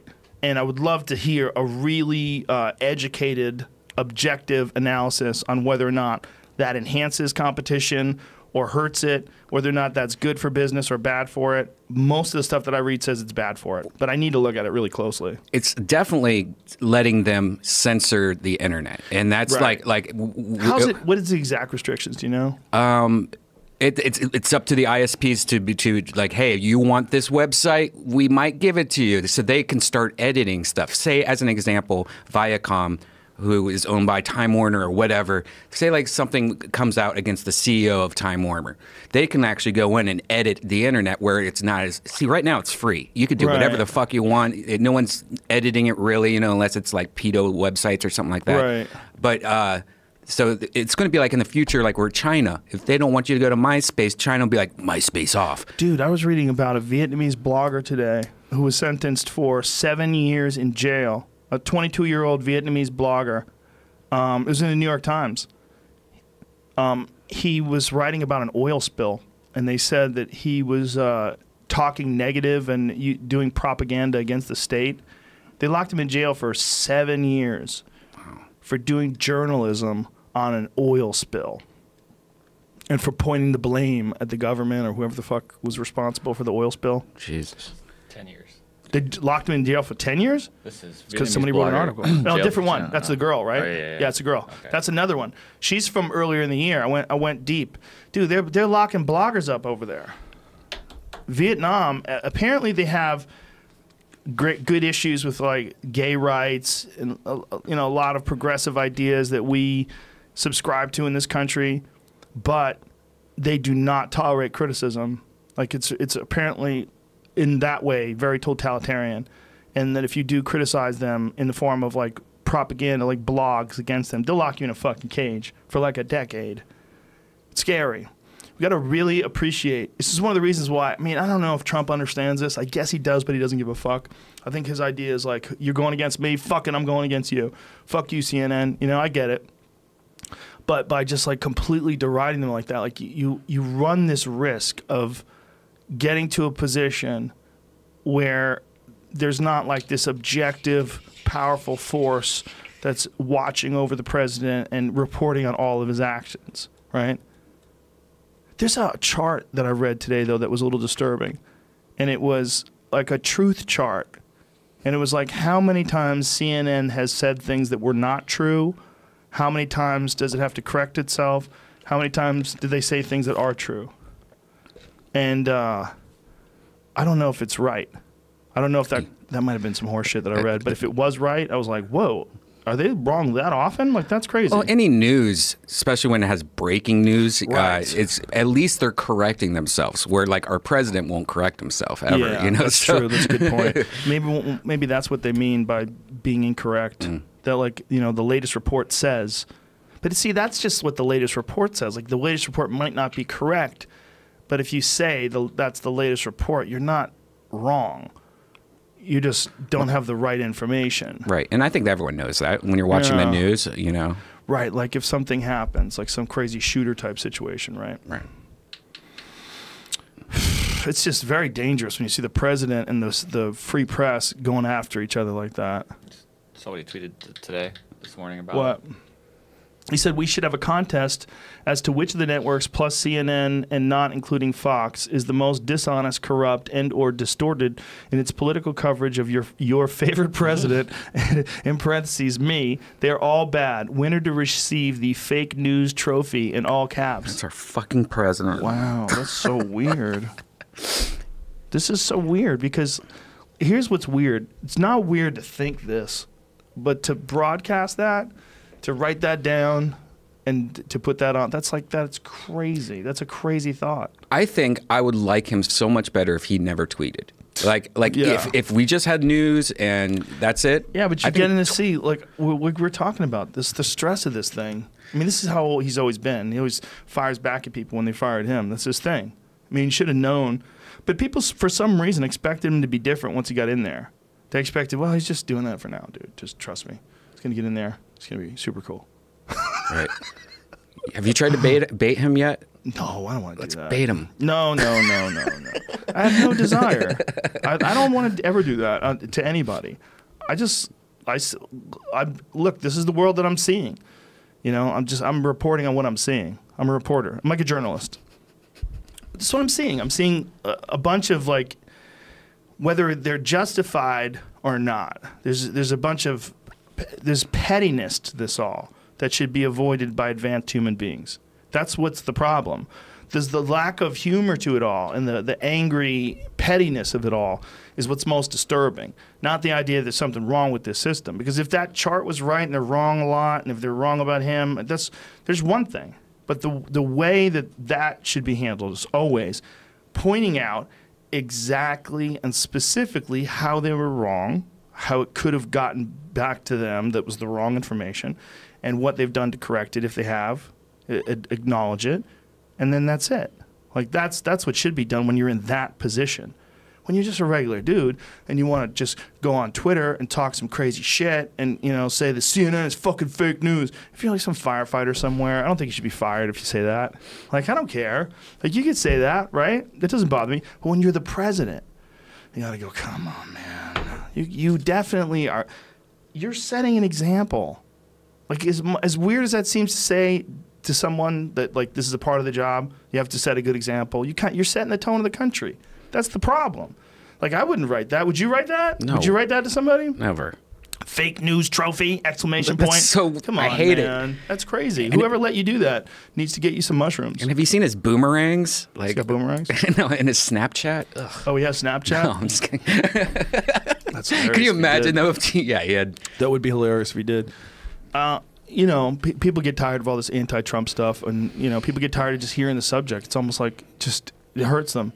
But those kind of things, that's like fuel for the fire. It's almost like he's doing the work of the people who hate him for him. He just keeps providing more and more ridiculous shit. Do you think Trump they can get mad at him for? Do you think Trump's a flat earther? No. I mean, I he's think into some of he that. probably look, man. I would like to know what he thinks about Kennedy, but he keeps releasing these documents, and I'm happy. And some of these documents are crazy. You know, there's a lot of, like, one of the ones was about Jack Ruby. And Jack Ruby saying the day that Kennedy was going to get shot, get ready, you're going to see some fireworks today. Like, what? Like, what? Did he really say that? Like, how do I know he really said that? I want to know. But if the FBI got it from a credible source and that they really believed that, the problem is, like, the people that Jack Ruby was hanging around with, some crazy stripper who's doing like some 1960s version of Speed. Yeah, he told me fireworks was gonna happen. Yeah, and then she runs off into the fucking forest. You know, who the fuck knows? Maybe Jack Ruby just had a nice party, that surprise party later. Could have. He had fireworks and everything. It all got set off when the president got shot. What would be the best evidence that you would need right now to, like, know that was true? It's a good question. Right? Because I've seen people argue that the photo of Lee Harvey Oswald, this convenient photo of him in the backyard with a rifle in one hand and a newspaper in the other hand, that is photoshopped. Not photoshopped, but photo edited. It is. I don't know if it is. I don't know if it is. I don't know if it's been proven that it is. But I know that that's a common statement And then the people have they've done some analysis on the photograph, and I do not know enough about photography to know whether or not they're right. The shadows are all off. I think that they found out that the magazine did it for some reason. Like the magazine did it, not like the government or anything. Maybe. I remember it being a controversial photo, but then I remember someone saying recently that they believe it was not faked, and that there was new evidence to indicate that it was not faked. It's just the problem with being like a surface reader. Yeah. Yes. The one on the far left. Yeah. That's the Dallas police reenactment. Yeah, how do you know they're there at the exact same time? You don't have a camera when he was... Come on, stupid. You can't take a photograph as a reenactment unless you know exactly when he took the photograph, and you have the same clouds in the sky and shit. Because I guess they're trying to like find out whether or not that was a real photo or whether it was Lee Harvey Oswald's head put on somebody else's body. But the body matched his body. Go to focus in on his face. Don't go to this one. There's one that's like a better resolution version. I was just trying to find the mixture. You go to the one right above it, actually. This or that one? That one right there. Yeah. Yeah, that's the photo. It looks a little off. Like the head definitely looks a little weird. But he had a weird head. I guess the shadows is what they're talking about. Like the shadow that's coming from the bottom of his chin's not the same as what the shadow is, blah, blah, blah, on his feet. I don't know, man. I'm not smart enough to know whether or not that's true, but it looks okay to me. But that's so grainy. Like, look at that photo. Imagine if that was what pictures are today. Like, you had to check out a girl's Tinder account. You'd be like,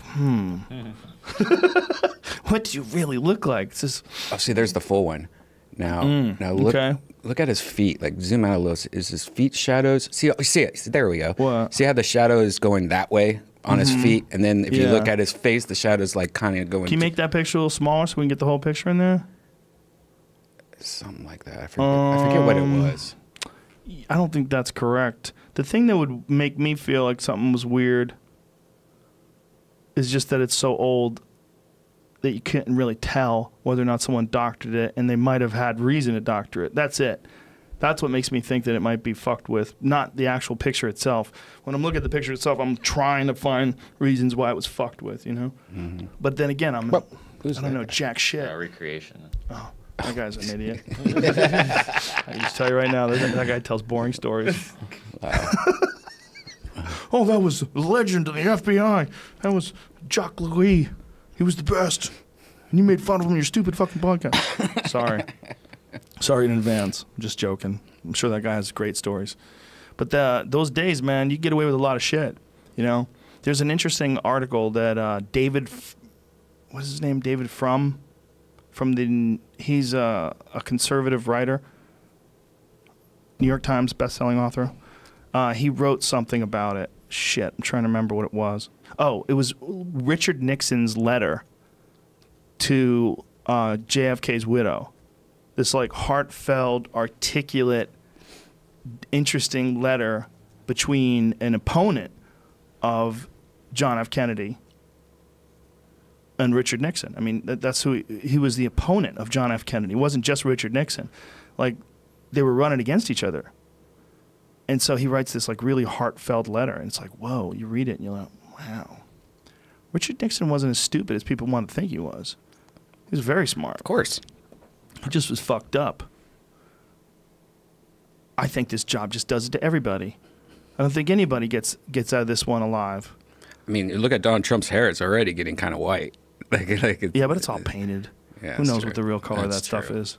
That's true. It's probably all white. He's probably just giving up. Fuck it. Not going in today.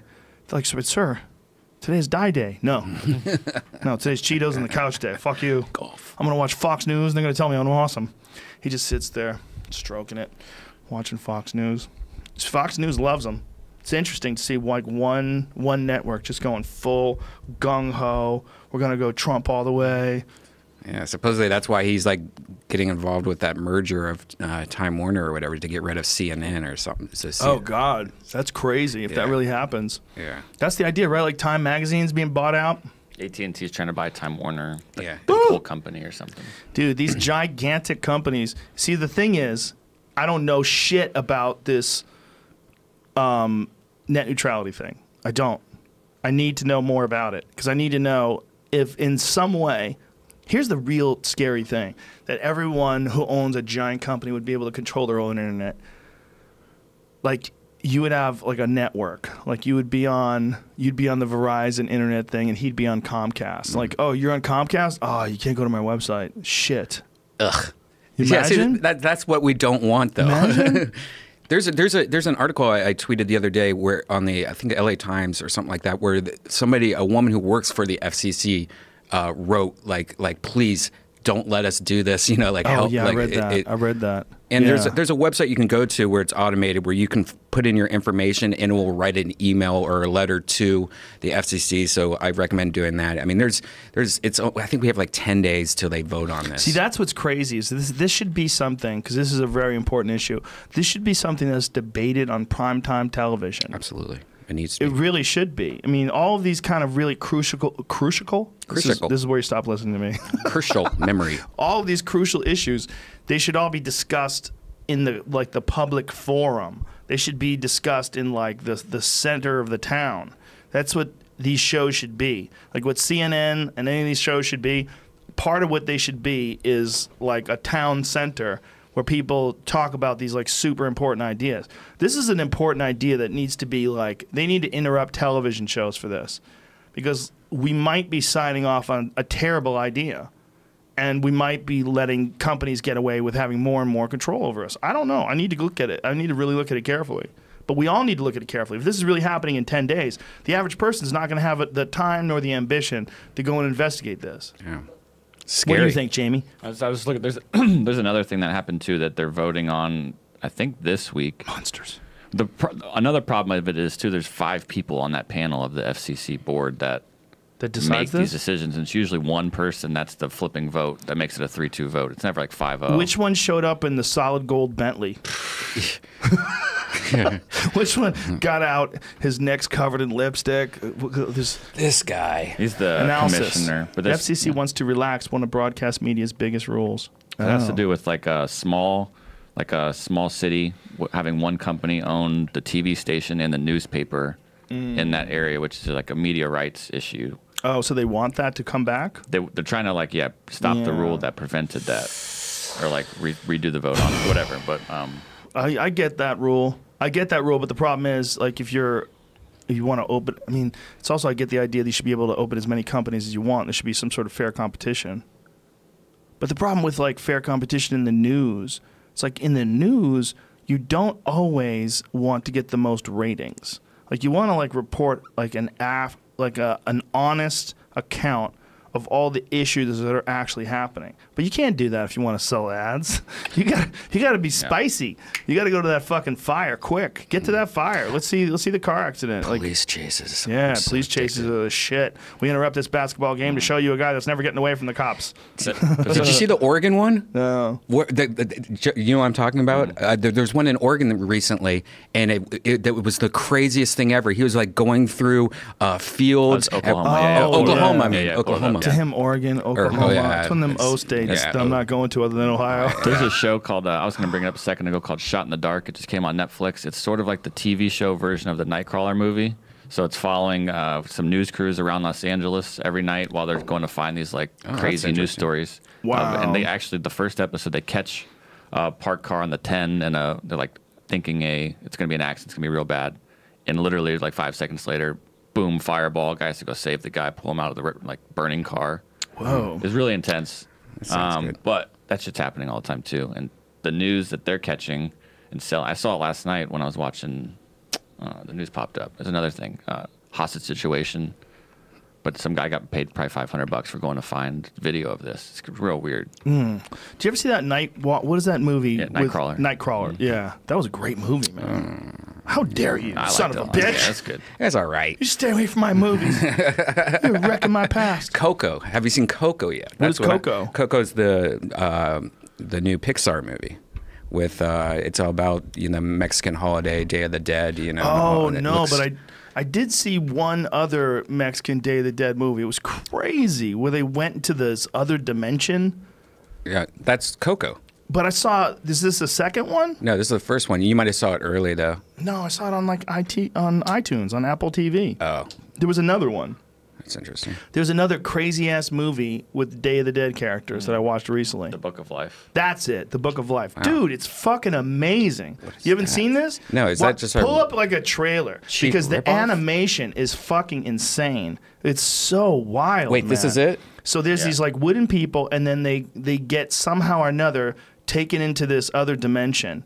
And in this other dimension, it's like they're on drugs, man. Dude, this looks like the same characters of Coco. I know. See, this is like Coco. Why has no one talked about this yet? I have no idea. This is sort of like when they did those two. Where'd you go? Switching. What is this? Now here's the new one. So Yeah, look, but go back to that one because it didn't Oh, quite they are- get yeah, totally they're freaky yet. They start getting really freaky towards the end. Wow. It's Guillermo del Toro. Ah, yeah, okay. See, this is where they're entering into this other dimension, and everything is like super bizarro. Like the people are weird. It's really strange. Like everyone's dead. It's so bizarre. that's exactly what Coco's about. But it's like, you remember that when Deep Impact and Armageddon came out at the same time? It's like somehow or another somebody figured out like, hey, these Day of the Dead things are dope looking. There's two other ones, that volcano movie, and then like Tommy Lee Jones was in one, and then Pierce Brosnan was in one. But there were like two movies about volcanoes, and they came out like the same week. Yeah, they always do that. One was in L.A. and one was not. What's next? Earthquake movies? Like, look at this new dimension that he enters into. This is Coco. Same shit. Yeah. This is the same shit. It's exactly that. That's I can't believe no one's talked about this so before. weird, man. This is like more dead people, and the other one was more like bizarro. Weird. But this is pretty bizarro dead people. I mean, look at this. Yeah, it's like they find like a Bugs Bunny, and you know, whoa, we're gonna have our own bunny. Our bunny's name is Tim. Daffy and Donald. Yeah, Daffy Duck and Donald Duck. Like, hey, which one was Which one is Warner Brothers? Which one was Daffy? I was a Daffy guy more than a Donald. Donald's OG though, and they were the only ones that had the balls to have a hunter. They had like a bunch of mean Elmer Fudd, Yeah. and then a bunch of other mean hunters in some of their movies, like the Bambi movies, a mean hunter. There's a bunch of other ones, mean hunters. But the Elmer Fudd, that was like the first dumb white guy that you could mock in a cartoon, wasn't he? No, I think they had a lot of dumb white people you can mock. Isn't he the first? Elmer Fudd? Like the rabbit gets away all the time? The rabbit like treats him like a bitch? Like, you fucking dummy. You're never going to get me. Like, he's never threatened. Bugs Bunny's never threatened by Elmer Fudd. He's a rabbit. And somehow or another, Elmer Fudd is so fucking stupid. And Elmer Fudd wants to shoot this talking rabbit. He's such an asshole. Look at it. It's wabbit season. Rabbit season.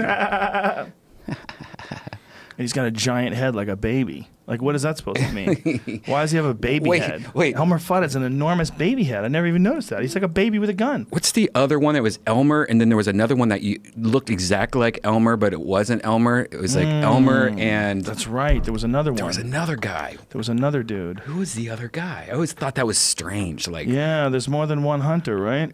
there was... Yeah, who was the other guy? It was like the second Mr. Roper.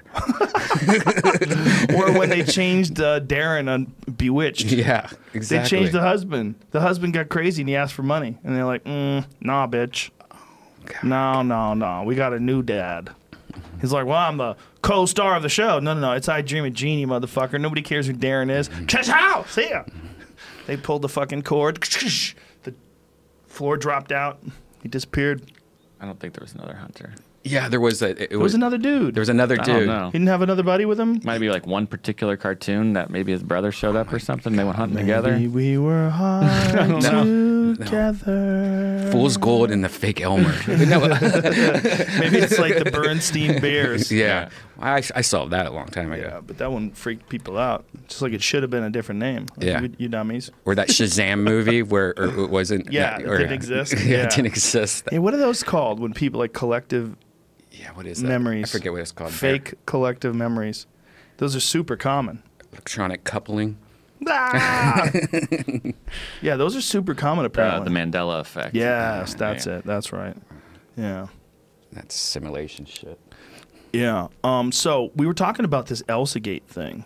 Yes. This is weird. Now, this is not a conspiracy theory, ladies and gentlemen. So before you go, oh, I can't believe this show. It used to make sense. You had scientists on. Listen, there's something going on where they're making these YouTube clips, and they play, like, you know how if you watch a YouTube clip, say on the brand new 2019 Corvette ZR1, like I'm a car freak. I love watching those videos. Like, wow, look at that thing. Look how fast. Look at it go. What a beast. And if you just let that play, YouTube will suggest another Corvette movie or video and play that. Maybe a video on a shootout between a couple different types of cars, see what handles better. And then you'll just keep playing like car videos because it thinks you're on that loop. Well, somewhere along the line, if you're on a kid's loop, you can get looped into one of these Elsa Gate videos. Now, some of them, like the one Brian's showing me, is like really shitty CGI. Second Life. And it's like these cartoon characters get together and they become like sexualized, and they drink sometimes, and the babies keep getting their heads busted open. Like the babies fall and the beer bottle flies through the air and hits the baby in the head and cuts the baby's head open and blood's all over the place. And that one happens all the time. It repeats itself over and over and over again, that same scene in a bunch of different weird cartoons with like babies and baby animals, and you know there's anthropomorphization videos where it's like, you know, the wolf has a bunch of pigs with him and shit, and the pigs get drunk, like that kind of shit. But there's like hundreds and hundreds of them. And YouTube is, I mean, they had to be alerted to this stuff. You know, people were watching them with their kid, and it would go on autoplay, and your 1-year-old is all of a sudden watching a beer bottle fly through the head and fly through the air rather, and bash a baby on the head and cause a big gash. Have you seen any of those? I've seen, yeah. I just, because I used to watch the ones that you know, the Second Life ones, Yeah, where it's just like ridiculous. these. Like this stuff is crazy. It's weird. I didn't even know about this. They dress up in these cartoons. They have little babies that are dressed up like Spider-Man or like Elsa. And like this scene keeps happening over and over again, where they have beer, they get fucked up, and then as the baby falls, the beer bottle bounces off his head and shatters and lands on the ground, and the baby's bleeding. It happens over and over again. And so in this one with the minions, the little baby minions, they fall, bam, gets cut in the head. It's the same scene. Here's the Mickey Mouse one. Little babies get fucked up, they fall, beer bottle hits the baby in the head. There's another one with little foxes. They get fucked up, beer bottle hits the kid in the head. It's always the same shit. It's so stupid. It's not just stupid, it's weird. Yeah, it is weird. It's weird because it's not just things happening, it's the same violent scene over and over again, and the babies are the ones that are getting brutalized in these. They're getting hit in the head with beer bottles, giant gashes, blood. Like, what is that?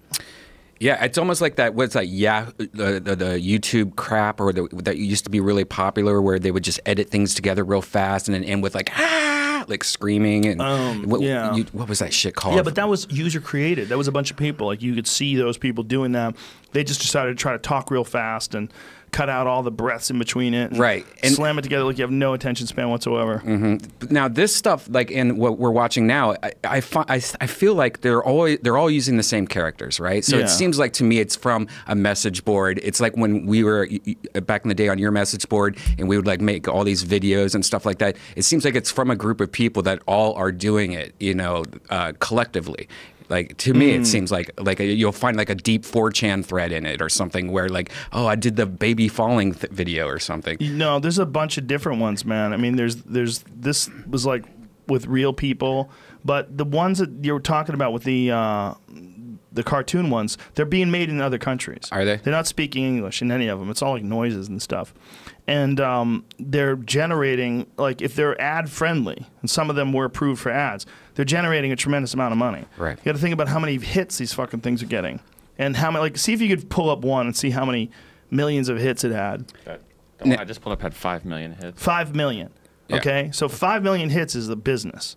All right, if you got ads on a video for little kids that gets 5 million hits, that's a business. Now, if you've got those things and they're generating them by computers, so you're making hundreds and hundreds of them, and you put them all over the internet, and they all have 5 million hits each, you're talking about a substantial amount of money that you're getting every month.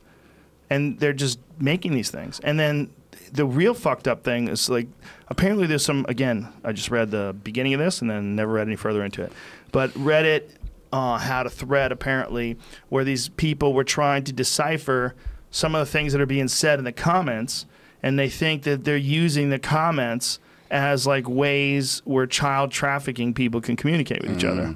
This is like speculation, which sounds like, wow, that seems far-fetched, but doesn't child trafficking sound far-fetched? I mean, you know it's real.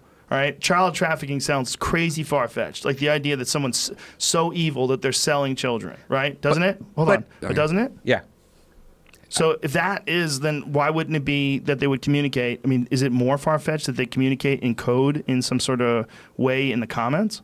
Yeah, because they probably wouldn't do it on kid videos. They'd probably do it on like just like any video, like tractor could be videos or something. But yeah, I think it could be. Maybe they're not that smart. That's why they're child molesters. Right. But also that like these kids are not going to make comments. So who's making comments on these videos?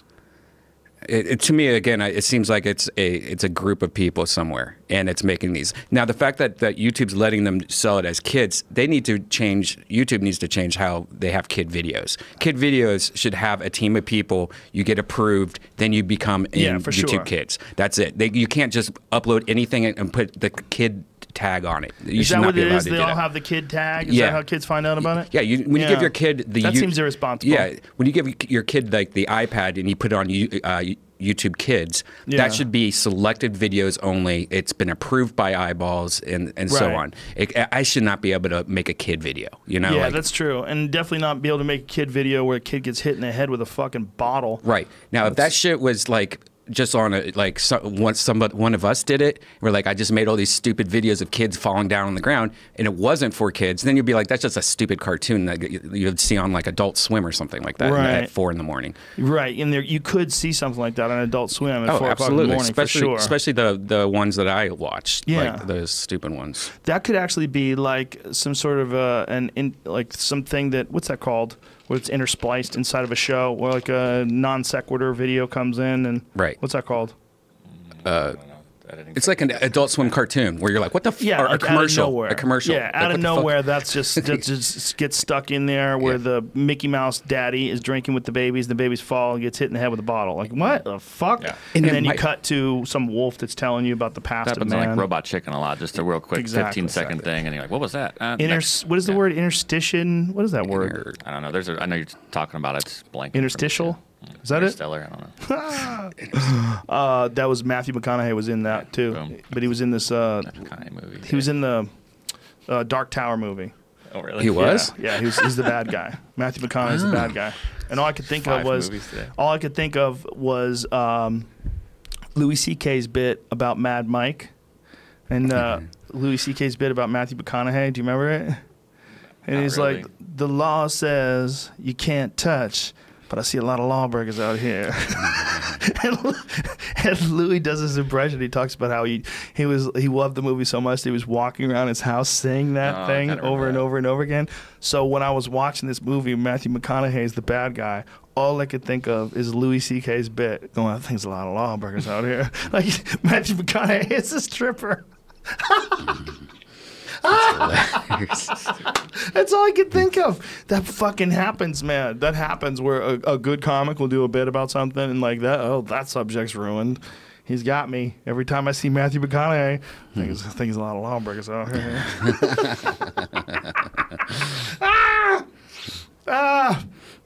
HBO pulled all the Louis C.K. shit offline. Did they really? Yeah. Like, okay. That's a hard one. That seems silly. And it's still funny comedy. He wasn't jerking off in front of anybody when he did the comedy. Like, just like you can't invalidate everything everybody's ever done if they did something bad. It's not good that he did it, but it's kind of fucked up that they did that, even though he, you know, the situation of him asking permission and him admitting it and coming out and apologizing. But yet then there's that Masterson Scientologist guy that all his shows are on there, and then there's like real, 4 people. Do you think that that's real? Those stories are real? I think a lot of them are real. Yeah. I really do. I mean, like... Why haven't they done something if that story's real? It seems like that one would be something that would get a lot of attention. Scientology. Dun, dun, dun, dun. Something happened yesterday in the I guess sports world, in the Ohio State world too. So the defensive coordinator, who used to be an NFL coach, was rumored earlier yesterday afternoon, or I think maybe even Saturday, that he was going to be hired as the new head coach for Tennessee's football team. They were going to make the announcement yesterday evening, I believe. But at some point after the agreement had been signed, it hit the media in Tennessee, and there was protests in front of the stadium. All of their fans and alumni were pissed that this was going to happen. Someone outed that he was on the Penn State team. He was one of the assistants to Jerry Sandusky. Oh. So the tying to that, although he's already been vetted by Ohio State, like he's already the coach there, and Urban Meyer's team has vetted him and backed him and all that. So before the night was over, they already canceled his contract. Whoa. And now he's, I think, even going to sue them for money that he was supposedly going to be owed, because he could have already got rid of his house like in that day because he was going to have to leave, you know. So all sorts of things happened, and just it was like literally 24 hours or less. How close did he work with Jerry Sandusky? I don't know, because he was an assistant of, like, he was younger. There's a couple other coaches on there that have claimed to not know anything too, I believe. Man, I would. And so there's some other people like Kirk Herbstreit I saw tweeting out last night that this was like, do you really think that you should do this with no evidence? There is no evidence in this case, apparently. Right. And well, he doesn't have that job opportunity now, I guess. I think you need a real investigation before you commit to something like that. I mean, I don't know the case, but he might have not known. It's possible that he didn't know. But if you didn't know, like, don't you think there would be like a story? You'd hear something. Meltdown over potential hiring of Greg Schiano is a bad look for Tennessee program. It's a bad look. But I don't know what I don't know what the fuck is going on. If you knew that this guy knew, then you would have this feeling like, hey, fuck that guy. But if you knew that he didn't know, you'd be furious. You'd be like, no, you're labeling an innocent man and saying he's a bad person. Like, there needs to be an investigation. And if there has been an investigation, you got to accept the results. Otherwise, you're on a witch hunt. Like, you got to figure out what's really happened. I don't know. See, I don't know the particulars. But if you know the particulars, you know, and you got to make a case for it. It's like, look at Al Franklin, like that little picture of him like acting like he's grabbing that girl's boobs, and then you see all the stuff that comes out about her after, where it's like, oh, she was like groping all these people the whole time. What? You know? Leanne Tweeden? No. Yeah. If there was I didn't this see could have been that. fake news. But No, dude, I didn't see any of that. There's video He of it. apologized for what he did, though. Yeah. Like, I mean, what he was doing was trying to be funny. He tried to be funny, taking a picture, and he wasn't even he was a comedian back then. He wasn't even a state representative. But either way, it's like, you don't do that. That could be your mom. That could be your sister. She's out cold. It's not like it's your girlfriend. You're joking around. It's one thing if it was your girlfriend. If your girlfriend's out and you take a picture like, and you be silly. Right. She loves you. That's your girlfriend. She knows the joke. It's like if she takes a picture, like sitting next to your dick while you're unconscious, she goes like this. You wouldn't be upset, right? Right. But she wasn't his girlfriend. She was working. He was working. They were always doing this charity tour, and she said that he tried to kiss her. It was more than one thing. So he apologized for that, and then there was the other women that were saying that he grabbed their butt. That's that he said that was just like, you know, when you're taking photos, and he said the one girl said like he put his hand on my butt. I mean, when you're taking a photo, you just put your arm around somebody. Maybe it touches your butt. Could be. Old dudes like to grab butts too, though. It's an old dude thing. George Bush. I was just gonna say, George W. Bush likes to take pictures with people, and right as they go to take the picture, he squeezes their ass. But that might be like some old Texas man thing. It is. It's an old joke. Plus, he's almost dead. Leave him alone. Like, people have to realize he's the longest living president ever at this point. Yeah. He's the oldest one. Yeah. Is Jim Carter still? No. He's not as old. Oh, but yeah. Herbert Walker Bush is older than Carter. Yeah. Isn't that weird? I think right now he's the oldest surviving president, is what they say. Yeah. But Carter is the longest ago that he was president. Yeah, man, he's almost dead. Like, he's gonna grab asses. He's going for it. And see, that's what's also ridiculous. Look, if you became like a president or something like that, and then you went through all the photos you've ever taken with fans after a show or at shows and stuff like that, you could take any of those photos and be like, oh my God, look, he's making a blowjob face to a woman that's under the age of 17 or something. Yeah. If you freeze everything, you know, like, people take so many pictures. They're taking pictures when you're not looking and your mouth's open. Right. Yeah.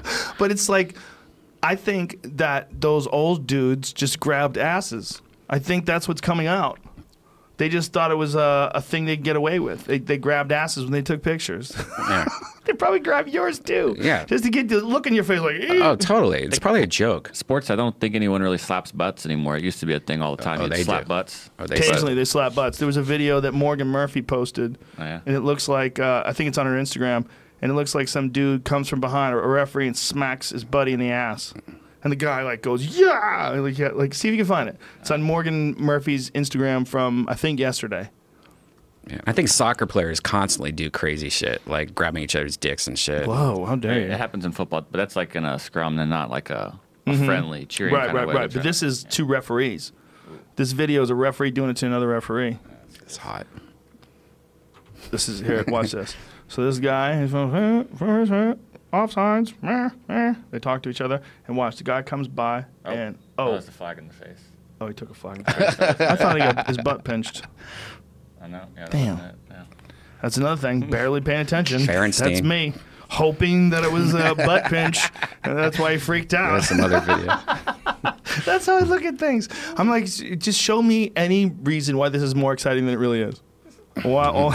Just seeing a guy get hit in the face with a flag, my brain was like, not good enough. Yeah. Not good enough. I've been drunk for 5 days. You have? I did vacation, and just got hammered every night. It's wonderful. Wine drunk? Wine. Particular kind? Yeah, wine. Bonk. Wine just puts you out, man. Like, I don't know how the fuck the barbarians invaded countries on wine. Just seems like they would have no ambition. Like, wine just makes you so tired. We're lucky they didn't know about, like, whiskey. Imagine if the barbarians had whiskey instead of wine. It would have been way bloodier. I haven't done wine in a while. It gives you a really bad morning, I think.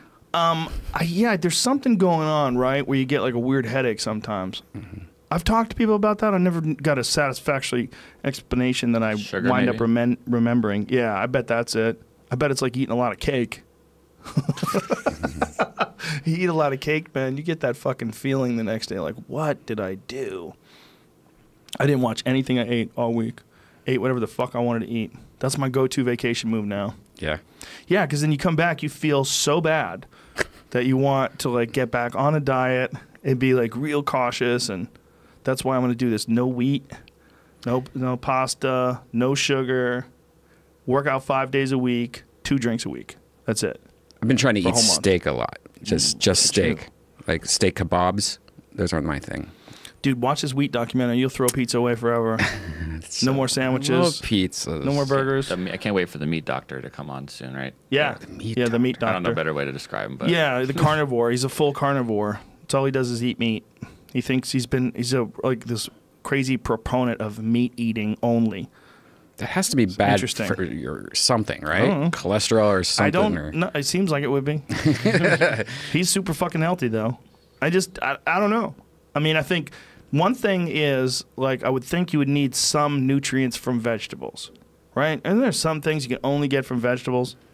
But then, are you getting any of that from meat? Because they eat vegetables. Like, that's the idea. It's like lions don't really eat a lot of salads. They just fuck up zebras, you know? And zebras, they do plenty of salad eating for the lion, and the lions are good.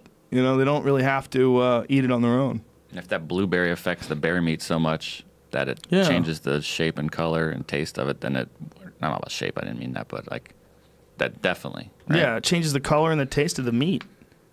It would only make sense that you're getting something from the grass when you eat a steak, which is why grass-fed steak is better for you, like proven for you, than corn-fed steak, because corn is basically sugar. I mean, it's not good when you shit and you see, hey, that's not even digested.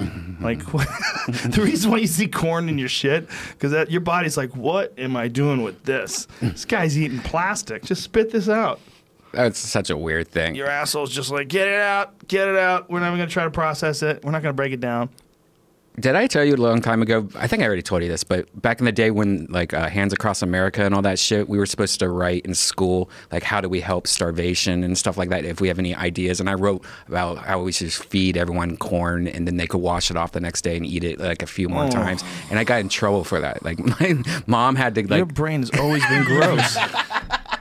My mom's like had to get called in and stuff like that because of that. And I was thinking like, well, you could eat it twice. Like that's like makes sense to me. Like it's untouched. Well, do you know that some Native Americans used to call it a second harvest and they used to eat their own shit? Really? Yeah. See? Yeah. I read that somewhere. I think they cooked it or something. They call it second harvest. I mean, you got to be hungry as fuck. Oh, by the way, the person who told me this might have been crazy. Might have made this up. I'll remember who it was. I'm trying to remember. Oh, okay. It was one of the wardrobe ladies on news radio. She told me that. And I was like, what? She seemed pretty cool, so I just listened to her. And back then, you couldn't really look anything up. I know. I haven't looked. Is it true? Confirmed by Urban Dictionary, but that's Oh, not. well then, it's Urban real. Dictionary. Urban Dictionary is hashtag woke. Yeah. What? Top definition. Hashtag woke. Anyone could add to Urban Dictionary, though. That doesn't mean it's real. A method developed by Native Americans to conserve as much food as possible during deadly winters. The act involved sifting through feces for chunks of corn and nuts. Sleeping wolf, my little bear, your poo is rich with the second harvest. Oh, that's not real. Little bear, yeah, This is some Mexican furry last porn. night. Yeah, you This can't. is furry porn.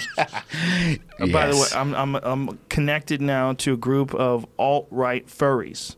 I'm investigating. I'm a journalist. I told you earlier today, and I'm investigating alt-right furries because white people who go crazy, who are very reactionary and quick to jump the gun and call everybody a racist, wrote this article about I don't know if it was a white person who wrote it. I just assume. Probably wasn't. About these Nazi furries, like neo-Nazi furries. Well, The obscure subculture of furries has a problem with neo-Nazis. I mean, any groups of sexual abuse, there's a lot of Nazis. I mean, cut the fucking shit, please. Just please cut the shit.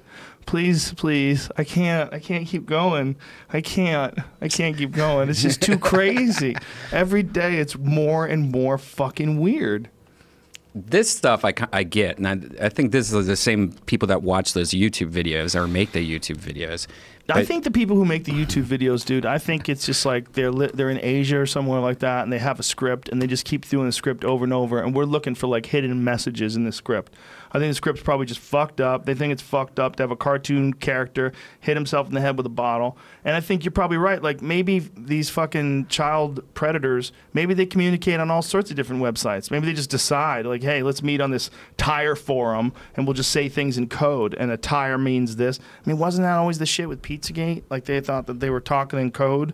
Like all the conspiracy theorists thought that a slice of pizza meant like a kid. And the YouTube one, I mean, there's being so many of them sort of says that there's money in it. Just, they've tapped into an algorithm and they're just beating it to death. Yeah, and they just have the same script. Yeah. And they just do it with a computer. You change one little thing. A little thing here and there, and that's what I think it is. I think it's not as nefarious as everybody likes to think, but it's really fucking weird to keep seeing the same video playing out over and over again when the bottle flies through the hair and the baby gets hit in the fucking head It's and YouTube blood's... poop. So I think the acting Weird. videos are a little weirder when it's people doing it. Where Yeah. You can't just have a computer make it. Dude, people are goddamn nuts. They're nuts and they're out there. I like furries though. I get that. I have a bunch of outfits that I make videos with and stuff, and that's pretty much what that is. That's just like Basically. cross play, like any kind of role play. Yeah, they're having fun. Yeah, they're having fun. They don't feel like normies, right? I say it right? Yeah, and I'm sure having sex like that, it's probably fun. That's kinky. Like, hey, you're dressed up as My Pretty Pony, and I'm Spider-Man. Yeah. Yep. There's probably a lot of that. Yeah. A lot of dude-on-dude crime. Look at that. Oh, they're wearing these hats. I mean, they're wearing fucking weird animal hats, and they're boning each other. Their but outfits. hey, why not, man? But you know why? Because this is crazy. So why not? Why to do it? Why not do it? See, look You're at that. dressed like a fox, and you're fucking each other, and the fox is fucking the chicken. Why not? Why really? Why not? I don't know why not. I can't tell you why not. Why is it okay that people wear crazy fake eyelashes and extensions in their hair, and they pump fat into their ass and put silicone bags in their tits? Why is that okay? But it's not okay to dress like a big chicken and get fucked by a big rooster. I'm Why down. not? Yeah. Why isn't it? Why can't you pretend to be like a fox in the hen house? Right. Why not? Like, as long as everybody agrees. Like, do you agree to be the fox? Okay, cool. All right, I'm a hound dog. I'm gonna be the bulldog mascot, the big bulldog head, and we're gonna bone. Like they're gonna make some rendezvous. Why the fuck not? Why not? Yeah, I'm down for that. They should do whatever they want. I mean, I dress my girl up as a schoolgirl, you know, There you go. because she's Asian. There you go. Why not? Dress her up like a anime schoolgirl. Give her a big fake head. I How did. weird would it be to bone her with a big fake head on? Big anime eyes. Dude. Looking at you kind of crazy. With the fake ponytails. Dun, dun, dun, dun, dun. I got her some tentacles the other day. Wow. Tentacle butt Yeah, plug. that's the weird thing. It's like tentacle porn. How did that ever take off? Remember, that was the thing. Like when we first found out about tentacle porn, I remember like collectively the internet was like, "What? Wait a minute. How much of this stuff is existing? How much is out there? What the fuck is going on, Japan?" Tentacle porn was a loophole. For bestiality or for porn? For insertion, because you can't show insertion. Right. Yeah. See, like energy finds a way. You have, it finds the weakest link and it makes its way through. You can't suppress it. That's why, like what you see with Catholic priests. That's why you see in this. You can't show penetration, huh? Okay.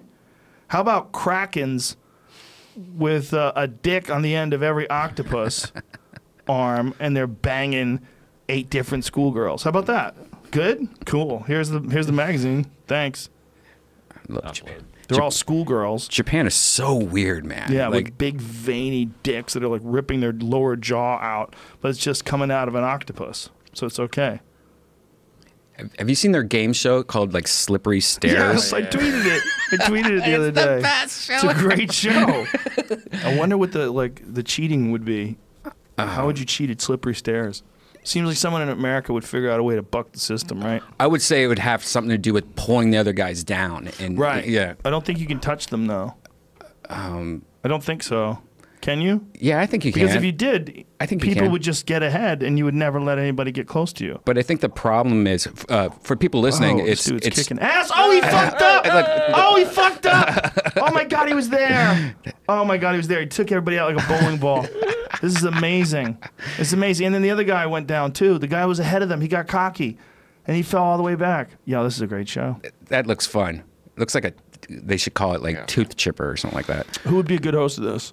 You. No, I'm too busy. Let's get somebody else. Who would be a good host? Tony Hinchcliffe would be a good host. Hey guys, get up this stairs. Maybe not. All right, who else?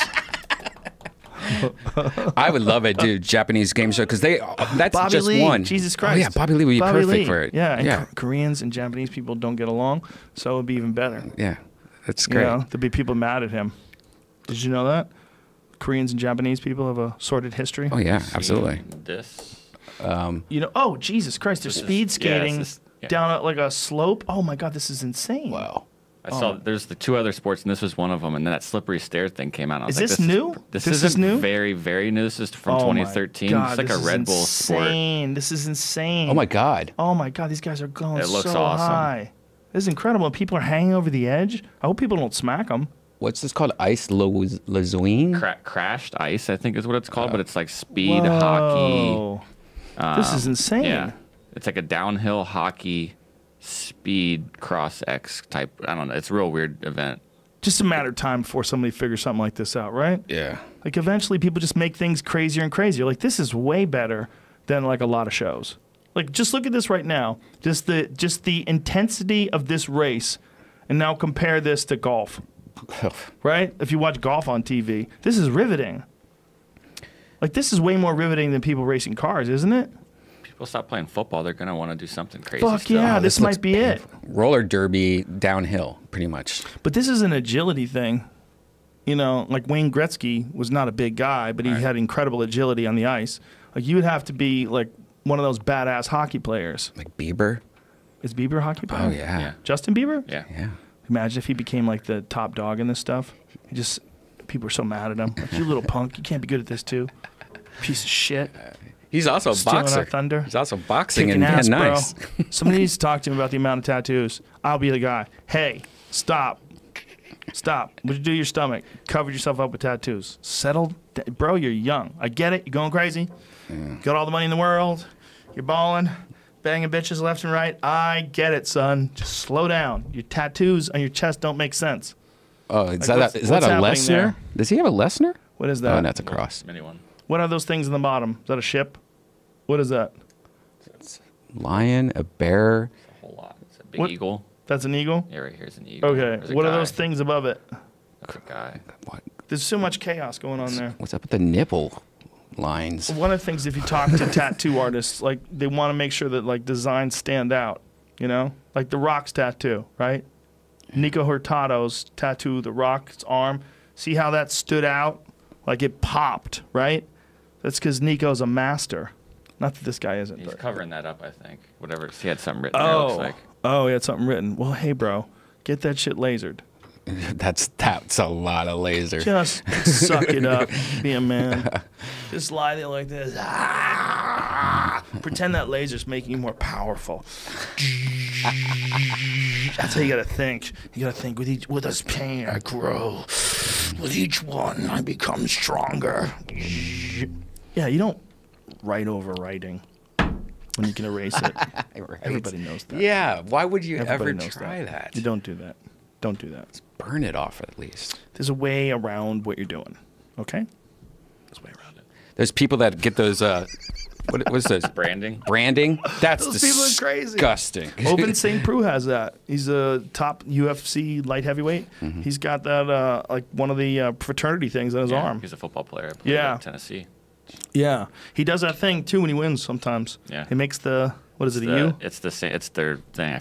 I forget what it was. gets A crazy lot of when North he Carolina wants. basketball players used to do it. I think Michael Jordan's also in that frat. Fraternity shit.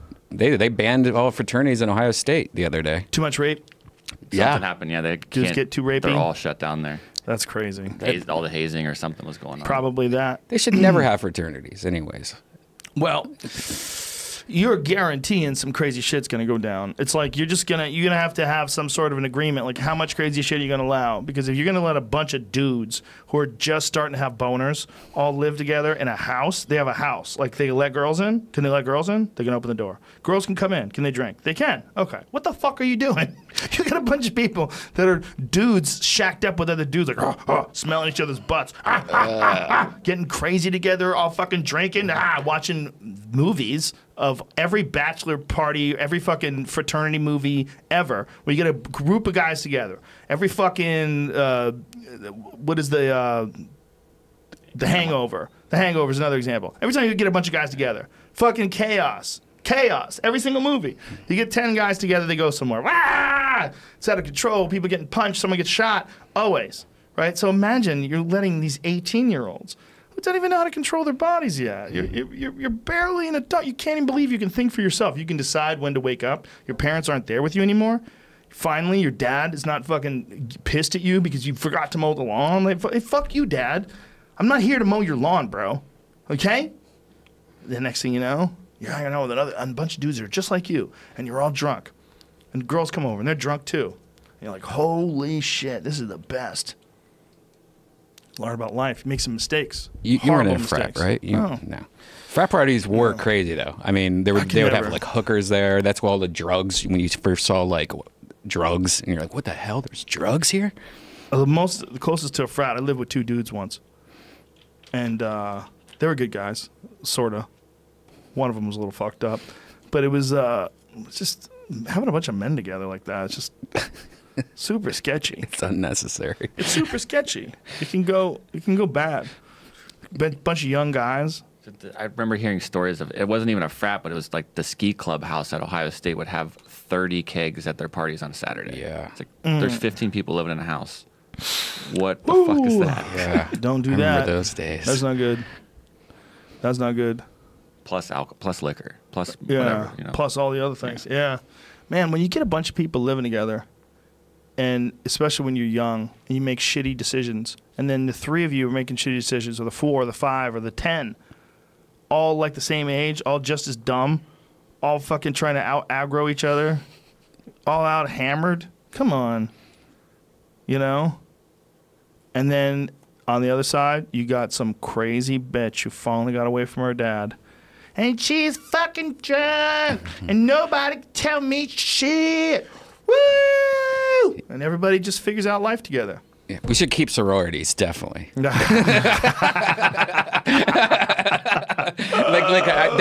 They have sororities still at Ohio State, right? Because they're like, they both got. I think it was both of them. oh, really? I only heard fraternities. I think sororities are good because. What about dorm rooms? I mean, dorm rooms. What about that? Dorms are crazy. Dorms are. Everybody knows dorms are crazy. They're just not the thing about dorms is you don't have to join, right? Dorms are like more egalitarian.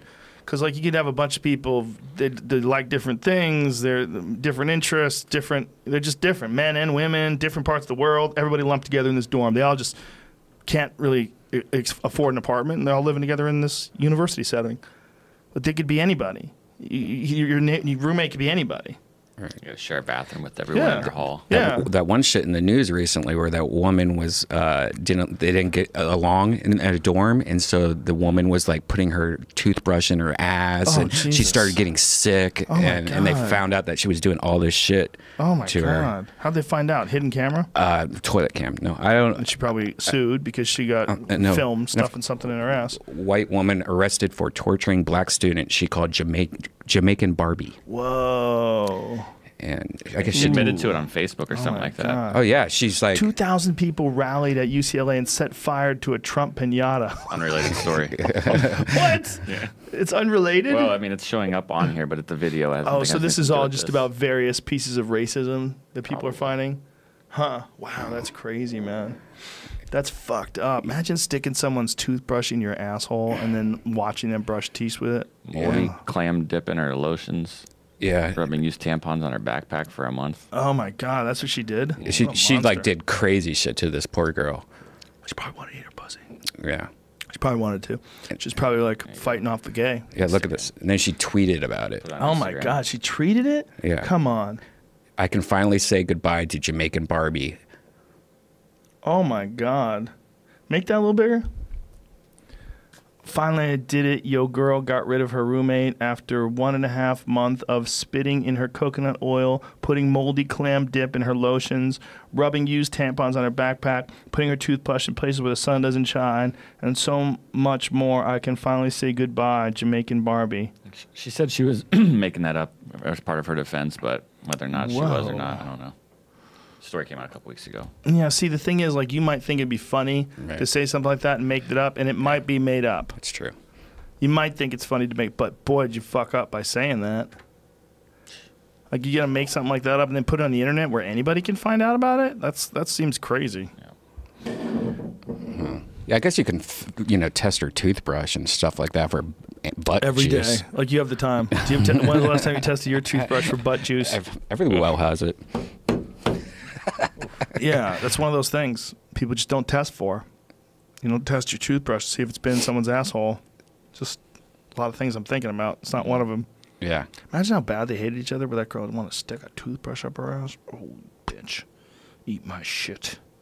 Well, that's a sick type of person. They'll sit there and watch you brush their teeth with their asshole juices. Good. Get in there. For weeks. Get in the gums. Get in the gums. Allegedly. Yeah. I wonder if she did it. She did do it. That's a sick bitch. Woo! Imagine the thought that has to go through your head to do something like that. Like maybe she didn't realize how gross other people would find it. That's the crazy thing, is that she told everybody. Like, people have probably been doing that to each other forever, right? Is this the first thing she did? Or like did she a slow build up? Right. I wonder how deep awful. she goes, I wonder if right she's just in- like, this is a spin brush. Right to the lower ribs. Just prods. Prods at the lower ribs. And she's got the toothbrush like this with her fingers. When she's like barely got the bottom of the toothbrush. She's knuckle deep in her own asshole. And she barely has the bottom of the toothbrush. And she's got to kind of use her shit muscles to force it out where she could pinch down on it and pull it out. And sometimes she has to do it over and over and again. Man. Imagine you got to drink prune juice to try to get that toothbrush out of your asshole. And you got to keep, you don't want it to hit the wall coming out and then bounce back up. So you got to really open it wide. So like you're probably going to have to wear like lawn gloves, like lube your asshole up and then just wear like some of the gloves you wear when you like clean in bundles of sticks and shit. Those those ones made out of Thick suede. ones. Yeah. Suede and canvas. Suede ones. Where you can get a good grip on things that are slippery. Yeah. You're just pulling your butt apart, trying to get that toothbrush out, and right when it gets out, you hear the keys in the door. Like, oh, the bitch is back. And put it in the glass, clink. And you shut the door and just wash your toothbrush off real quick. But you got to dry it, too. Because otherwise she'll pick her toothbrush up and go, why the fuck is my toothbrush already wet? Dun, dun, dun. Like, if you put toothpaste on a wet toothbrush, you know that's a fucking wet toothbrush. You're looking down on that thing, it looks different. Why is it when you feel it with your finger? You go, whoa, it's cold and wet. What the fuck? Who was just using my toothbrush? You think about it, I've been at work for 9 hours. How the fuck is my toothbrush not dry? It would be dry. Unless someone had it in their asshole. You smell it. It's Smells like medicine. Bleach. Medicine and Chipotle. It smells like Roundup. They went out into the fucking garage, got some lawn spray. Did you see that new thing that's you put in your mouth and it brushes your teeth for you? Oh, that's so lazy. It's so dumb. People are 30 so seconds. lazy. Yeah, in 30 seconds. Why is it to brush your teeth? Is it better? I don't know. It's an interesting idea, though. But like, you know, you could just put it in your mouth in the car or something like that, and 30 seconds later, I don't know how proven it is, and it seems like it would get. I don't know. That's just weird. I wonder how much of an impact fluoride in the water has on preventing tooth decay, if any. I've been reading about fluoride in the water, and it's so hard to figure out who's nuts. This 10-second automatic toothbrush could save you hours every year. She's hot. I hope she brushes her teeth God, well. I put that in your pussy. Imagine if her imagine if her breath smelled and she's that pretty. That would suck. Look, And she goes, this is like a ball gag. This is like if you were going to like practice strengthening your neck, you'd bite down on that thing and attach that rope to like a bungee cord, like the iron neck device. Remember I sent you that thing that you chew down and Yeah. it strengthens your neck Good supposedly or move. something. Makes sense. Look at this guy. Go back to that guy. Sorry. Like, come on, bro. I don't care how much they're paying you for this. Are these the same one? And his girlfriend comes by and kisses him on the cheek and leaves. Like he doesn't even have time to get a good kiss on the lips because you're too busy sucking on this robot dick. This thing is just cleaning out your face. How about you brush your teeth like a fucking normal person? Maybe have the newspaper open beside you. I just wonder if it's better. I Have mean, a little dedication. Here's my question: is it better to go to the car wash or wash your car by hand? Of course, it's better to wash your car by hand. That's why hand washing costs more money.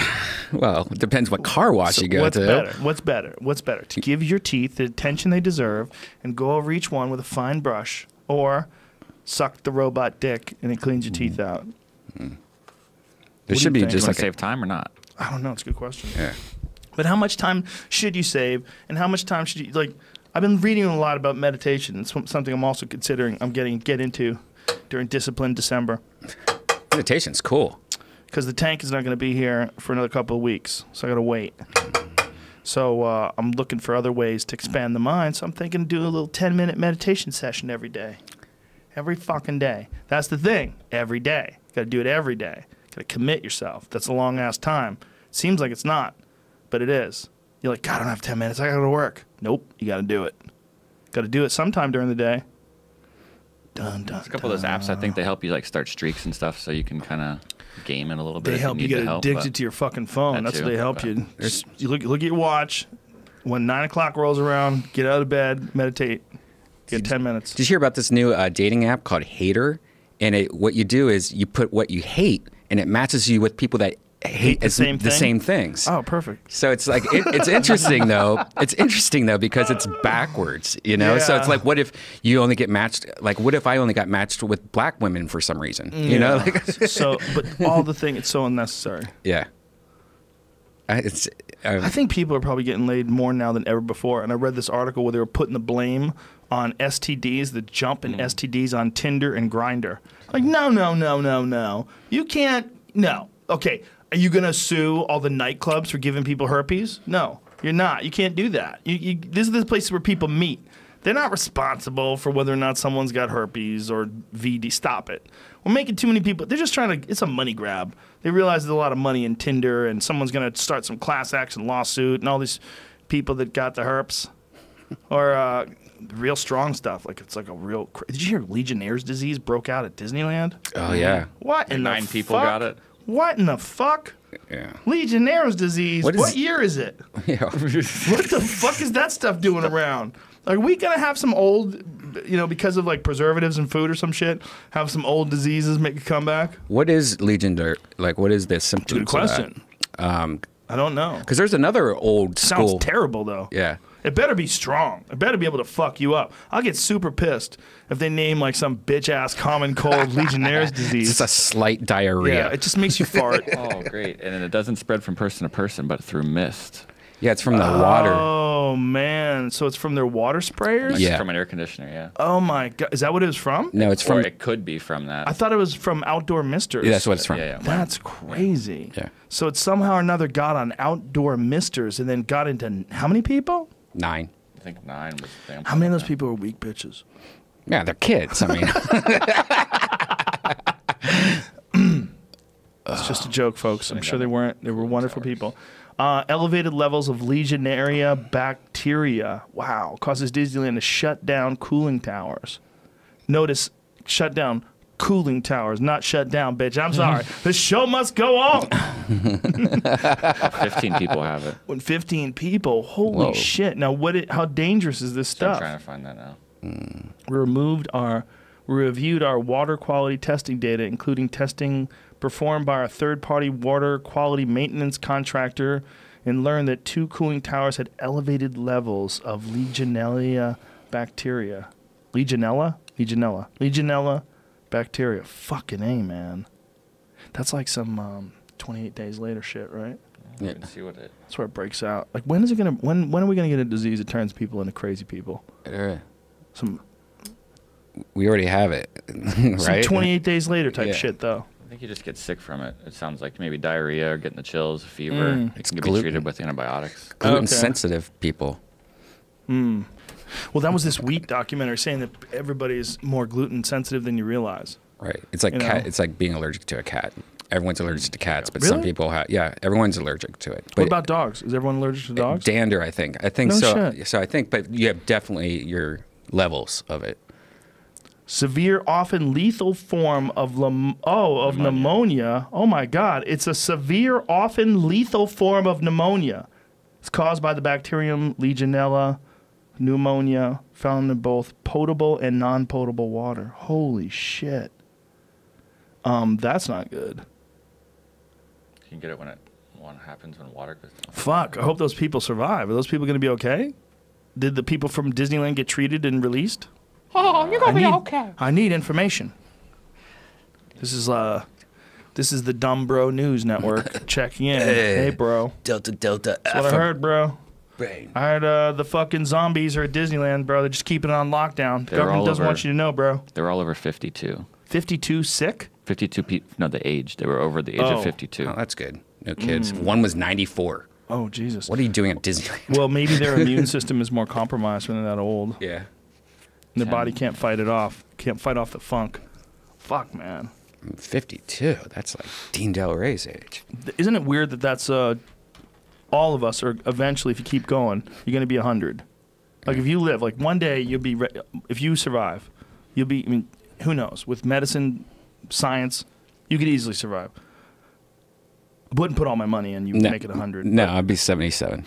But if you did, I mean, you never know though, dude. I'm telling you, we're so close to like innovation breakthroughs, medical breakthroughs. What's this? What do you got? 55 cases were found in Orange County last year, and they don't know why Oh my necessarily. God. Orange County has recorded more than 55 cases of the disease this year and has seen the number of cases jump in recent years. A similar upward trend has been seen naturally and elsewhere in Southern California, according to the healthcare agency, though what's causing that is unclear. Dun, dun, dun. The two towers that were shut down were in the backstage area, more than 100 feet from the nearest people. Huh. Oh, that's why only a few people got it, huh? Yeah, Wow. maybe the weak immune system, bitches. Maybe just some dummy didn't clean the thing he was supposed to clean because he was lazy, because he Yeah. wanted to put on his furry outfit and go fuck. Go on a furry fuck fest. Maybe that's what happened. How many furries work at Disneyland? Probably say- all of them, right? Yeah. If you were a furry, that'd be a dream job. Imagine you could walk around pretending to be Goofy, go to Goofy's kitchen and wave at the kids. Do you think the security is on top of furries showing up? What's I that? think the security is on top of furries showing up on the park. How would Hey, they hold on, know? get them out of here. You'd have to use a incognito social media account, which all the furries do anyway, that I've come across over the last 3 days of research. I was The alt contacted, furry actually. group I was contacted especially. by somebody. They have to be super careful. Especially the alt furries. They have to be super careful. What's the difference between off? Like, They're alt-right. They're alt-right Oh. people. They're Trump supporters that are furries. Wow. Furries and maybe fairies too. Bronies. Bronies are, yeah, they're right up there. I like bronies. Now I can get down with some bronies.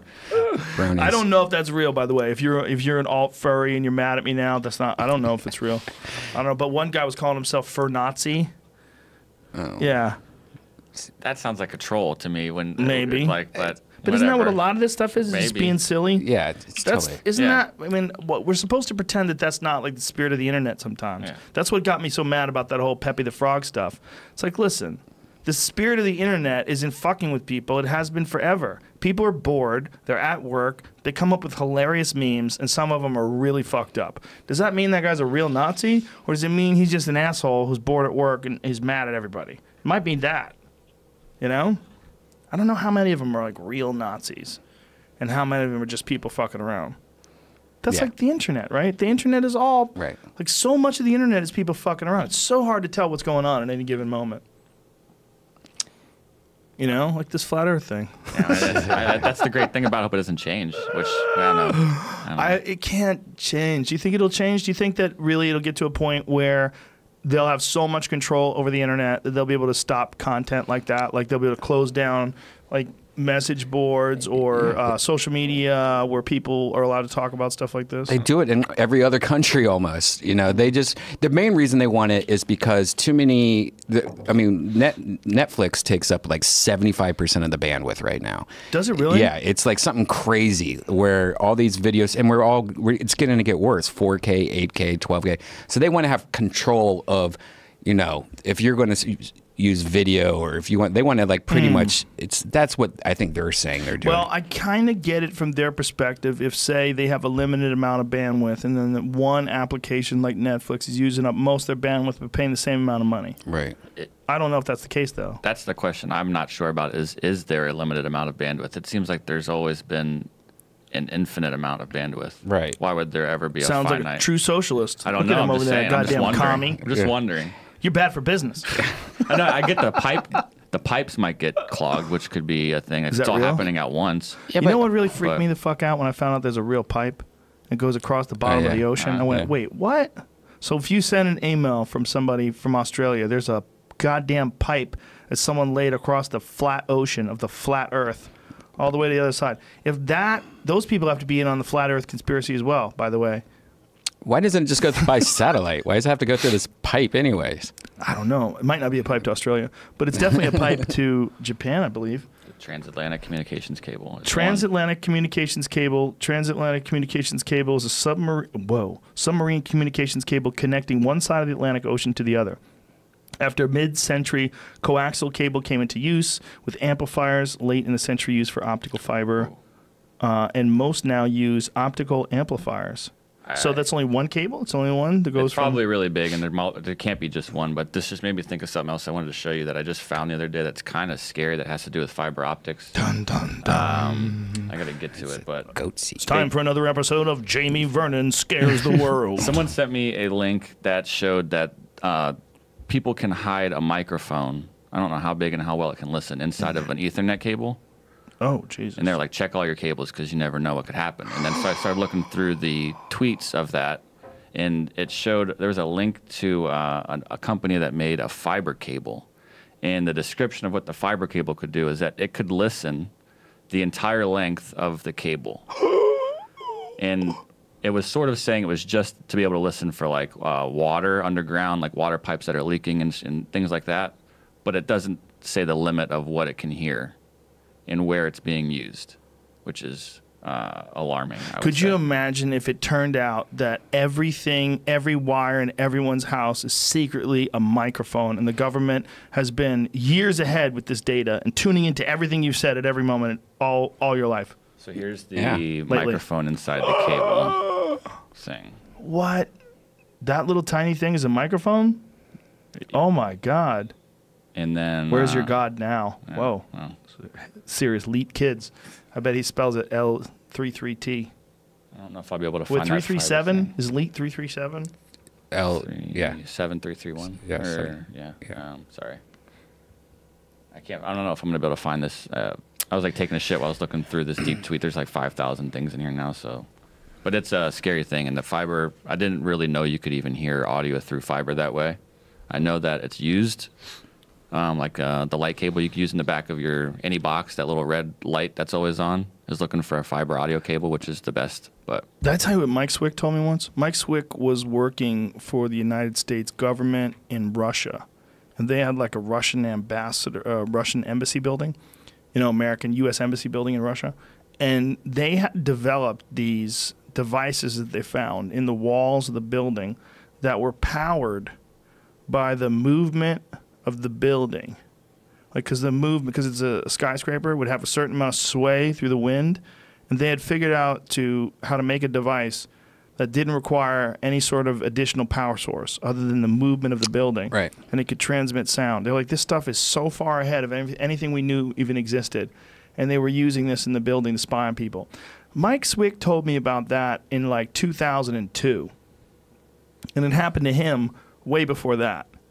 So we might be, who the fuck knows what they can. I mean, Edward Snowden, might be the reason why they kept that guy running. Like, because they want to discourage anybody coming out now. At any moment, we're going to find out that all of our phones are on 24 hours a day, whether they're out of batteries or not, that there's a certain amount of battery life that your phone retains, and the government can listen. They know where you are. Their GPS tracker is tracking your phone, whether it's on or off, everywhere you go. A lot of those phones actually do work with GPS when the phone is on airplane mode. Oh, yeah. Well, it's just, yeah. Yeah, there's a GPS chip in your phone. That's why Find Your Phone works. Like you can go on Apple, find your phone. Hey, my phone's in the Bronx. Hey, leave it there. Don't get shot. But listen, that's how they can do that. They can find you, Jamie. Once they take your eyes, man. Once they give you those robot eyes. It's in the AirPods. It's in the Apple Watch, too. It's in all your Apple computers. Yeah. What? It's everywhere. Yeah. What? Yeah. How's that possible? In case you lose your shit. Fuck. What I like it. What if I try to lose me? I'll tell you what, I'm digging these AirPods. I've been using these a lot lately. Fucking awesome, aren't they? Oh, they? my God. I was so skeptical. Look, I keep them with They're me. they're with me all the time, too, now. My favorite thing about them is that the case. Because that's one thing I always had with Bluetooth headphones. I always fuck, I forgot to charge my head. And look at this. Yeah. Welcome to the future, bitches. I got a green light in my case. It sits right in there. And I stick them in my, I don't even worry about them falling out. They don't really fall out. They're hard to fall out. I had to, hit it. I made them fall out of the gym when I was doing chin-ups because my shoulders touched my ears, and I made them fall out. And when one goes out, the other one stops. Yeah. Which is crazy. And if you have the Apple Watch Too much. No, but then you don't need your iPhone for music. No, too much. You're using your phone. You got to draw lines. No, it's better for jogging, so you don't have your phone in your pocket when you're listening to music.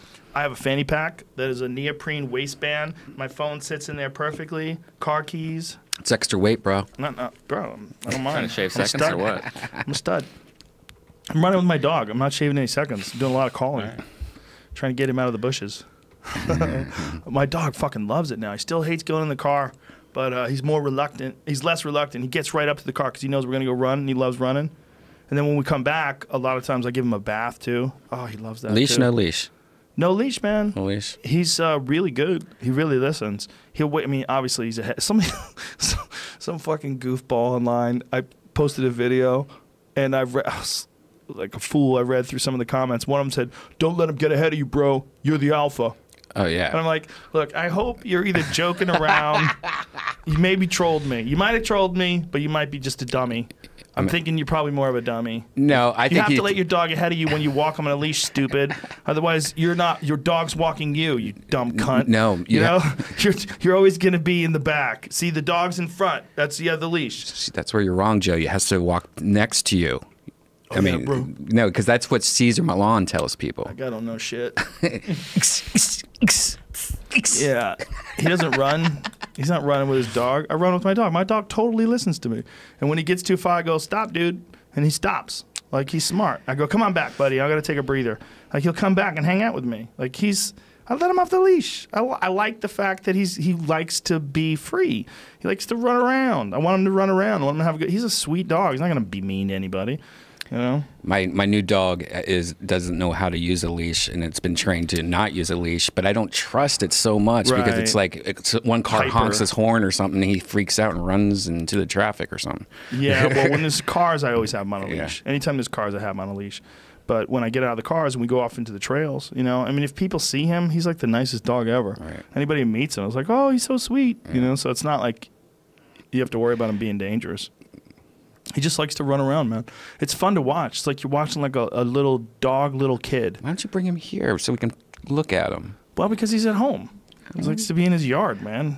Go in the pool and swim. He swims whenever he wants to. That'd be funny if you were the new comic that always brings his dog everywhere, but you brought a golden retriever. Big 75-pound dog everywhere. So annoying. Tails knocking people's drinks over. Asshole. Get your fucking dog out of here, man. I hate that tail thing. So many people are so stupid with their dogs. Like their dog is like a baby. Like they can't leave it alone anywhere. Eliza can't leave it anywhere. No, Eliza's. I've seen her without the dog occasionally. Yeah, I Her love boyfriend has Blanche. it. He holds it. The husband. Yeah, He clings onto that thing. She's a sweet dog. She's definitely a super, super loved and friendly dog. I love Blanche. Yeah, she's awesome. I love dogs, man. You know, I mean, that's another good argument for not living in the city. Live somewhere where your dog can be free. You know, live somewhere where you can go out the backyard and throw a frisbee for your dog. You know, go on hikes. God damn it! Don't be stuck in that red and white horror show of taillights and headlight traffic. Fuck, man. Yeah, I mean, what's that going to be like in 20 years? in the sky. Shouldn't we be planning for that? You know? That's just going to be in the sky. It's just going to be like 20 feet up high. You might have been right with Santa Barbara. You know why I think you might have been right? Because Santa Barbara is only an hour away. Mm-hmm. So you go up there, it's an hour away. Important shit. We could always come back. Yeah. Teslas drive us in. Is that how that works then? Oh, Tesla? yeah. Just Tesla loop. autonomously drives us in. Oh, one of them jammies. Yeah. Is that going to happen? I'm I think he's just doing L.A., though. He's probably not going to do Santa Barbara.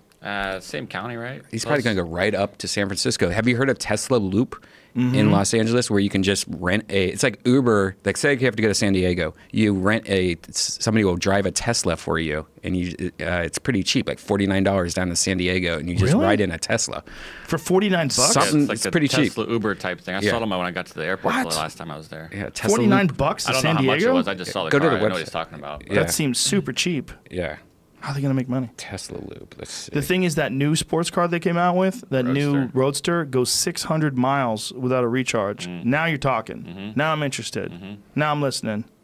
600 miles, huh? Huh.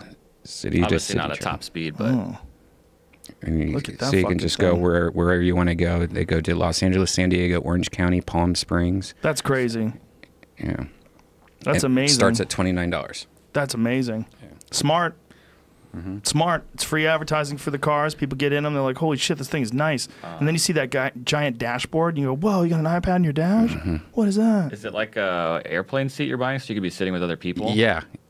Wow. That's But I mean, it's $39. That is You could buy the interesting. seat next to you. They have Hope a someone doesn't fart. bus that goes every day now from San Francisco to LA. That's like an overnight sleeping bus where you sleep in a pod, and they have like Really? yeah.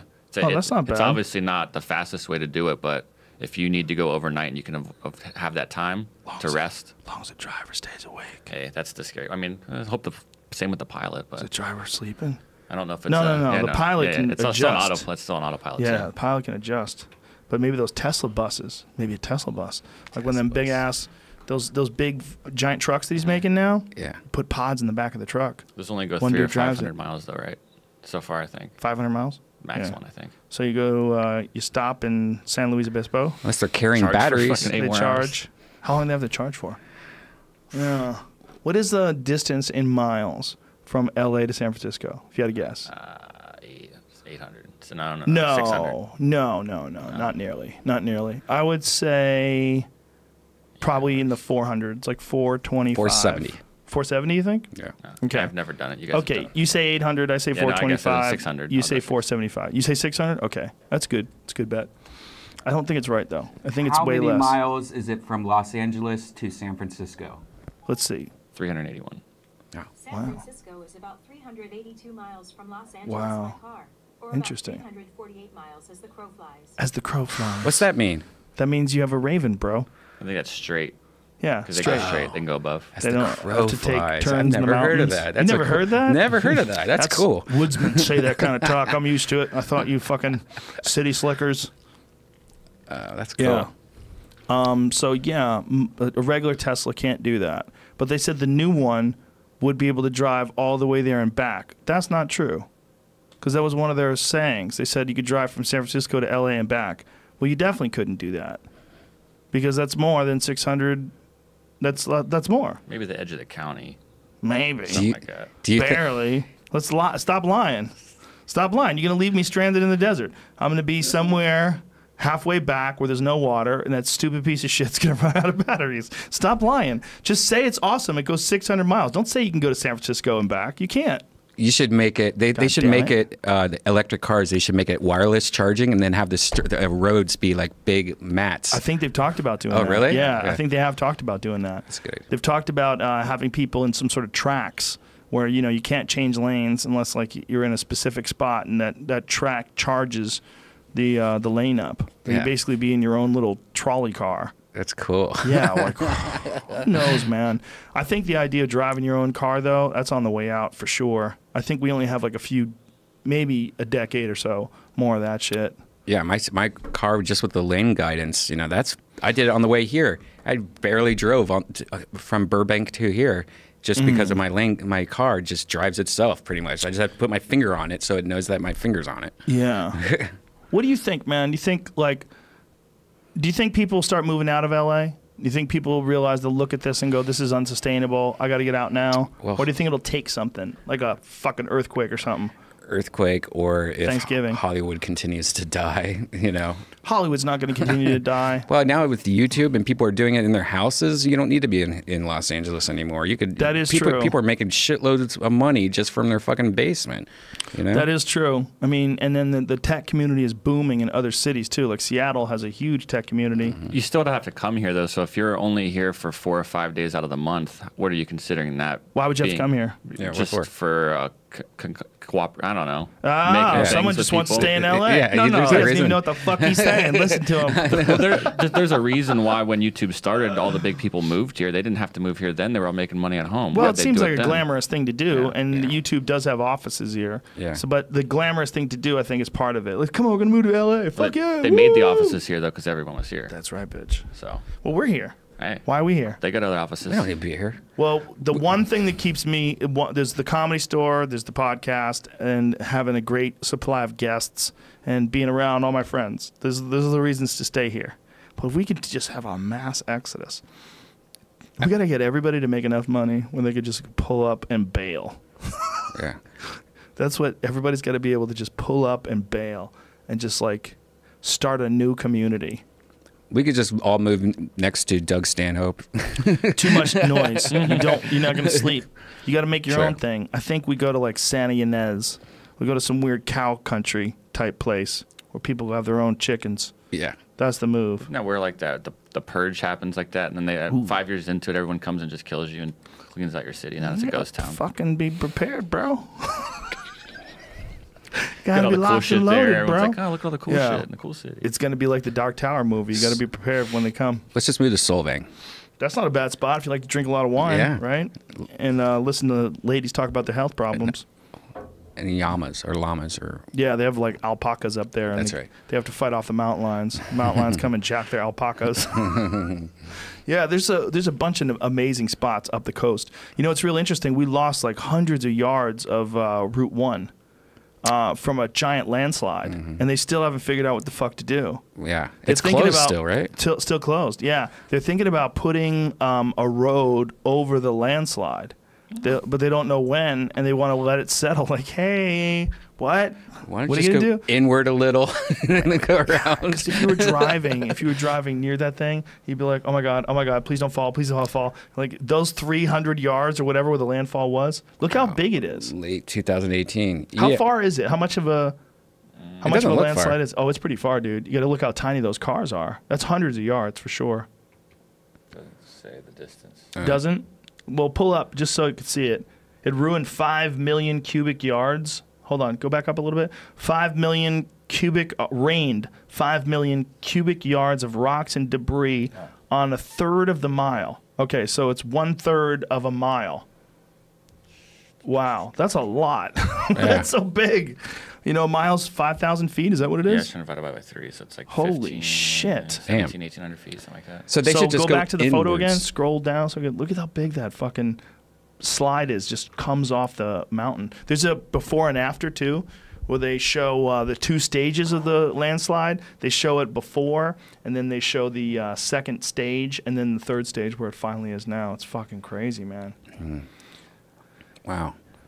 Yeah, it's they have satellite images of what it looked like. See, look how much fell off, man. Look at that. Boom. That's It's just- crazy. So what do you have to do now? You just can't even go that anywhere near there, right? No, don't drive there. Oh, It's going to God. keep falling. There's like somebody's house is right there too. That It's guy's like, fucked, I'm Bill. screwed. He's so fucked. He's so fucked. It's going to keep falling. Like more parts are going to fall, and they think part of it is the root system isn't strong enough to keep the like the more trees and roots you have, the less likely it is to have the landslides, I guess, because the trees and the root system keep all the dirt. Yeah. So then if you have poor rainfall, then the trees don't grow as much. You don't have as much weeds. You don't have as much shit on the side of the hill. And there's like, you ever seen when you drive by Malibu and they got like cement all up on the side of certain hills and like mesh and shit to keep things from falling? Like these people are like holding on to their chunk of dirt with every tooth and claw, like.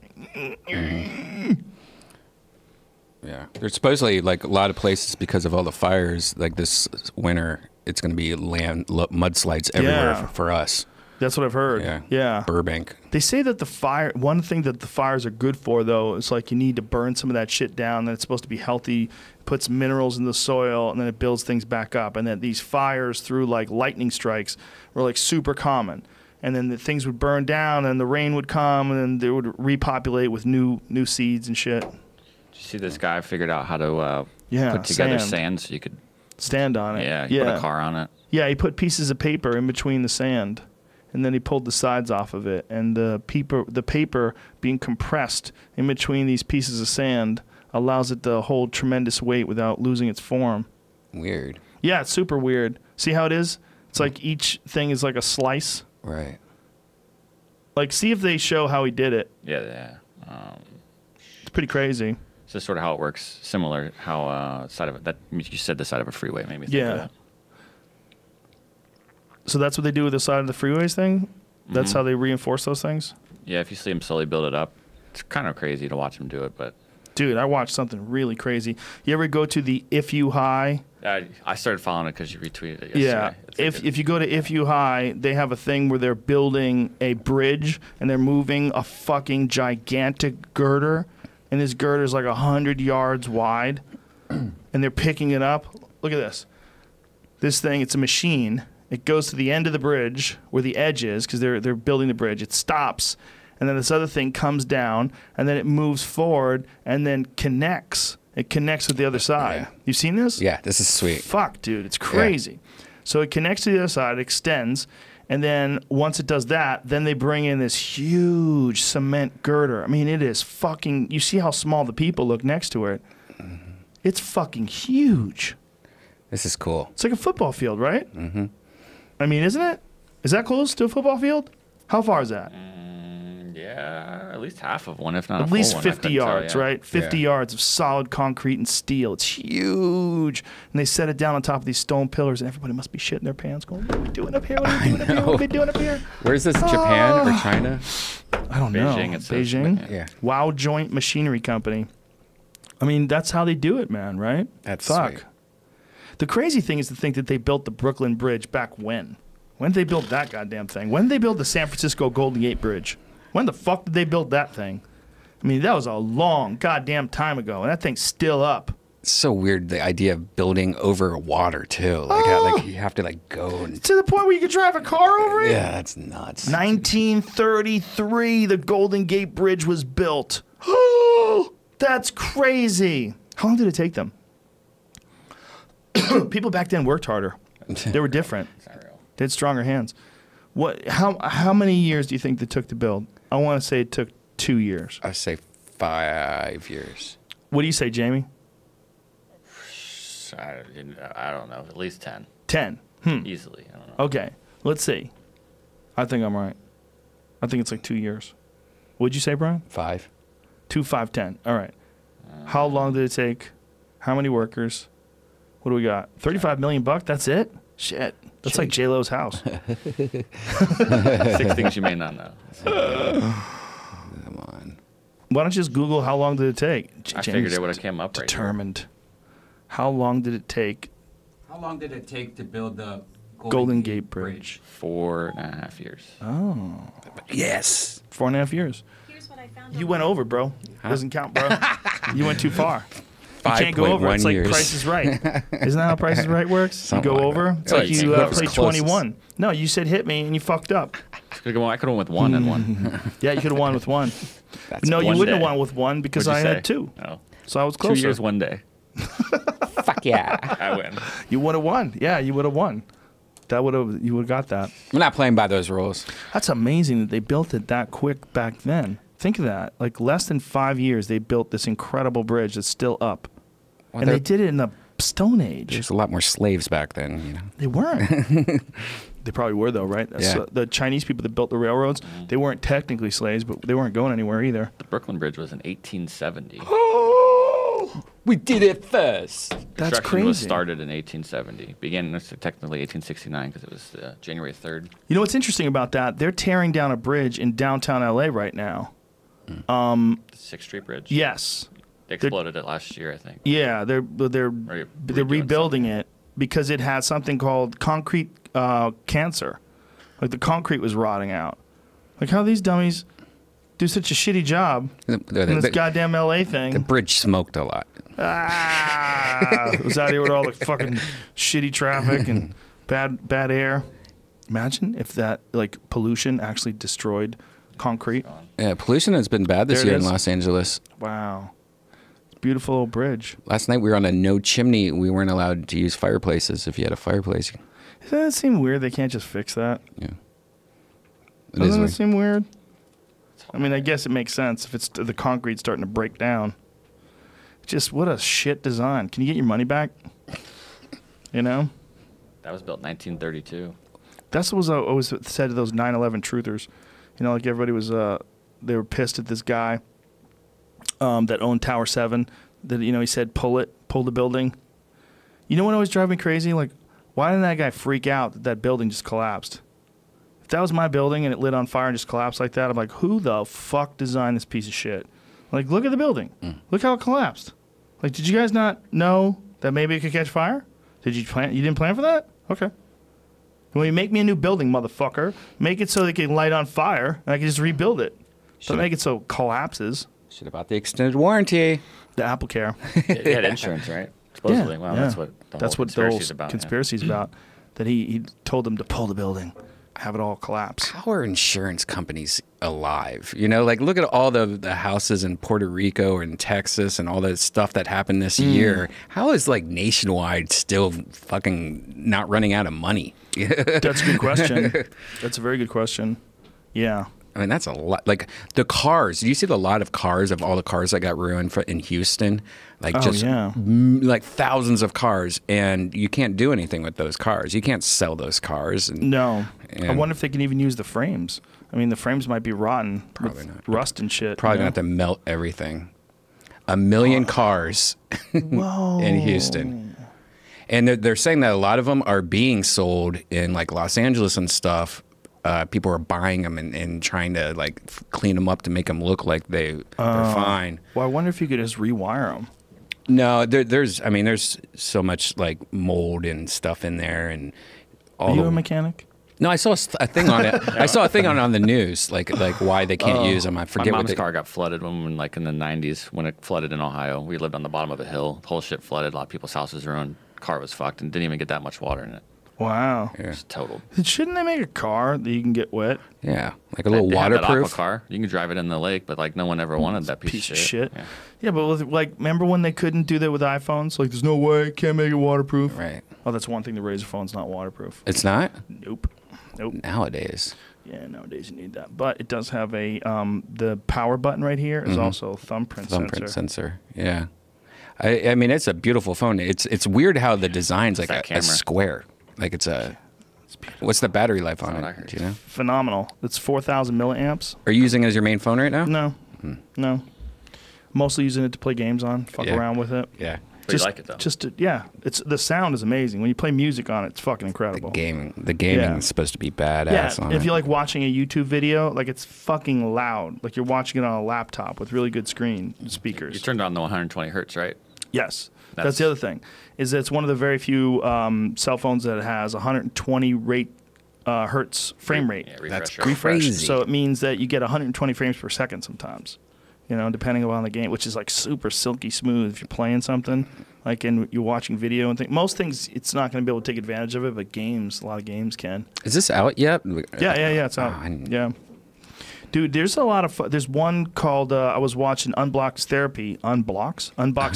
He Lewis had an article or a video rather on the 1FT. Is that it? Yeah. 5T. Is that it? 1 plus 5T. Yeah. Is that how I say it? Something like that. Yeah. See if that's the right thing to say. But that thing looks fucking incredible. The big one. Yeah, and it's half the price of like a Galaxy Note 8 or. Oh, it's like $299. It's $500. It's $500. Oh, yeah. Yeah, 1 plus 5T. Yeah, that thing. So like, my point was that the level of cell phone, like your iPhone X 10. Sorry, nerds, don't get mad. It's X. It's a fucking 10, bro. Or even any of the new Google Pixels. The level's so high now. Everything, the Samsung Note. It's like everything is like I was watching a video comparison, and they are nitpicking. I mean, these guys are nitpicking. Yeah. To find anything wrong with any of these phones. Like these things are like, they're literally like science fiction from 10 years ago. It's 10 years ago, the things that these things can do. It opens with your face. You look at it and it opens. The 1FT has that too. Yeah. 1 plus Well, FT. my Note has it. My Note 8. It does have that? Or whatever. Yeah, my Note 8 has it, but it's the same level. No. Like you have to like stick it in your face and like do like a That was the thing that the Note has retina detection, which is different. This is facial recognition. Yeah. And then the 1 plus FT has an even better version of facial recognition than the iPhone. And Lewis was showing how quick it opens. He's like, look how quick this opens. Oh, maybe like, I'm bam, not thinking of the essentially. same phone. Yeah, and it also has a fingerprint sensor in the back, which the iPhone doesn't have. Yeah. And a big ass screen. It's got a big ass screen with little tiny ass bezels. It looks smooth. Like the level, my point is just super high right now. We're dorks like you and me. Very lucky. Yeah, they're saying the next year one. They're already guessing at what like next year's iPhone gonna fold. is. They got a patent for folding. They're gonna fold, which is cool in some ways. Like imagine having like a normal size phone, but then you could fold it and make it an iPad. You know what I mean? Yeah. Apparently they're really close to doing something like that. Yeah. I mean, I think there's at one point in time they're going to figure out a way to put it in your glasses. Yeah, I think it's going to be more like glasses or even just like a contact lens that you never take out. Right, but if they have some dope sunglasses, like some cool like frame, like Elton John style frames, and you have like just a full screen computer playing a virtual reality in front of you all the time. Yeah. That might be the way to go. I can't believe Google Glasses didn't really take off too much. They weren't that good. Yeah. It was too small. You were looking at it. I tried it once. I did it. I wore it during one of the UFC weigh-ins. Yeah. You're looking at this little thing over here, and you look down, you can see it, and then you can look up, and you don't. You kind of look past it, but it's kind of there. Wasn't right. It wasn't the right thing. I think augmented reality, where you're either looking through your phone or you have glasses on. Like that's what I think. You're gonna have like clear glasses on, and you're gonna have your phone, and you're gonna be able to just switch to glass mode, and your phone will be in your pocket, and it'll Bluetooth with the glasses, and the glasses will be able to pull up anything. And that was the other thing that's pretty crazy about some of the new Google devices. You take a photo of something, and it tells you what that thing is. Like you take a photo of the Colosseum, and it'll say, "This is the Colosseum in Rome." You're like, "What?" Yeah, the new Pixel has that built in. And how about this? They have this thing called the Pixel Book. Have you seen the Pixel Book? You buy a pen, and you circle things on the screen, and it tells you what those things are. Yeah, my Note 8 has that. Yeah, my Note 8, you can just circle like a sentence, and it will translate it for you. Dude. Yeah, it's pretty sweet. How long before that becomes just standard? And how much... We're going to get to some sort of Rosetta Stone type situation where we can read each other's thoughts. Like you'll be able to talk. I mean, right now the note-taking software is pretty goddamn good. It's pretty goddamn good. Like if you talk into your phone, whether it's with Google Notes or with anything else, with Apple Notes, it'll pick up your voice very, very well. But what is it going to be like in 5 years from now? I mean, it's going to be incredible. And you're going to be able to do it in real time like they're doing with those earbuds, those Google earbuds. They're going to be able to do that in real time all the time. And so there's going to be no language barriers that anybody ever has with anybody else. It's amazing, isn't it? It's weird. Yeah. It's crazy. And then when you have the robot fights, between the robot fights and no language barriers. Yeah. What is this? This is I saw this at TwitchCon. It's this eye tracking new. It replaces your mouse basically. Using your eyes. Yeah, it's a little sensor that's on the bottom, right below your right below your screen, kind of like where the fold is on your laptop, basically. And you do a little bit of setting up, and it literally tracks everything you're looking at. Oh my god! And it did it really well. I saw a little test right in front of me. Will that work for games? That's the idea for it. If you're tired, though, it wouldn't work. Oh my god! Maybe you, bitch. That would be insane. You imagine if you got that down to games and your cursor moved exactly where you wanted to go. It might be too easy. Be fucking people up with that. Wait a second. Is this an old video? Because it just said like they were just advertising that had US 2.0 instead of 3.0. It just works over 2.0. Doesn't need 3.0. I see. Wow. Tag your enemies by glancing at them. Boom, boom.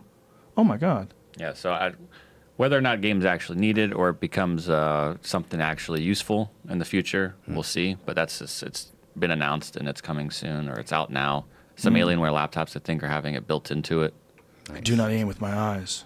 Aim with my eyes. To forget the face of your father.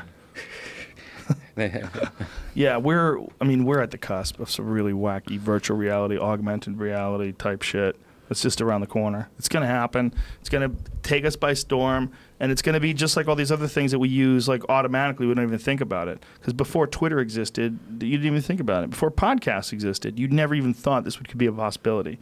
That's going to be the new one. Mm-hmm. That's gonna be fucking crazy. Some augmented reality type shit that you wear, and then eventually they're gonna have the robot eyeballs.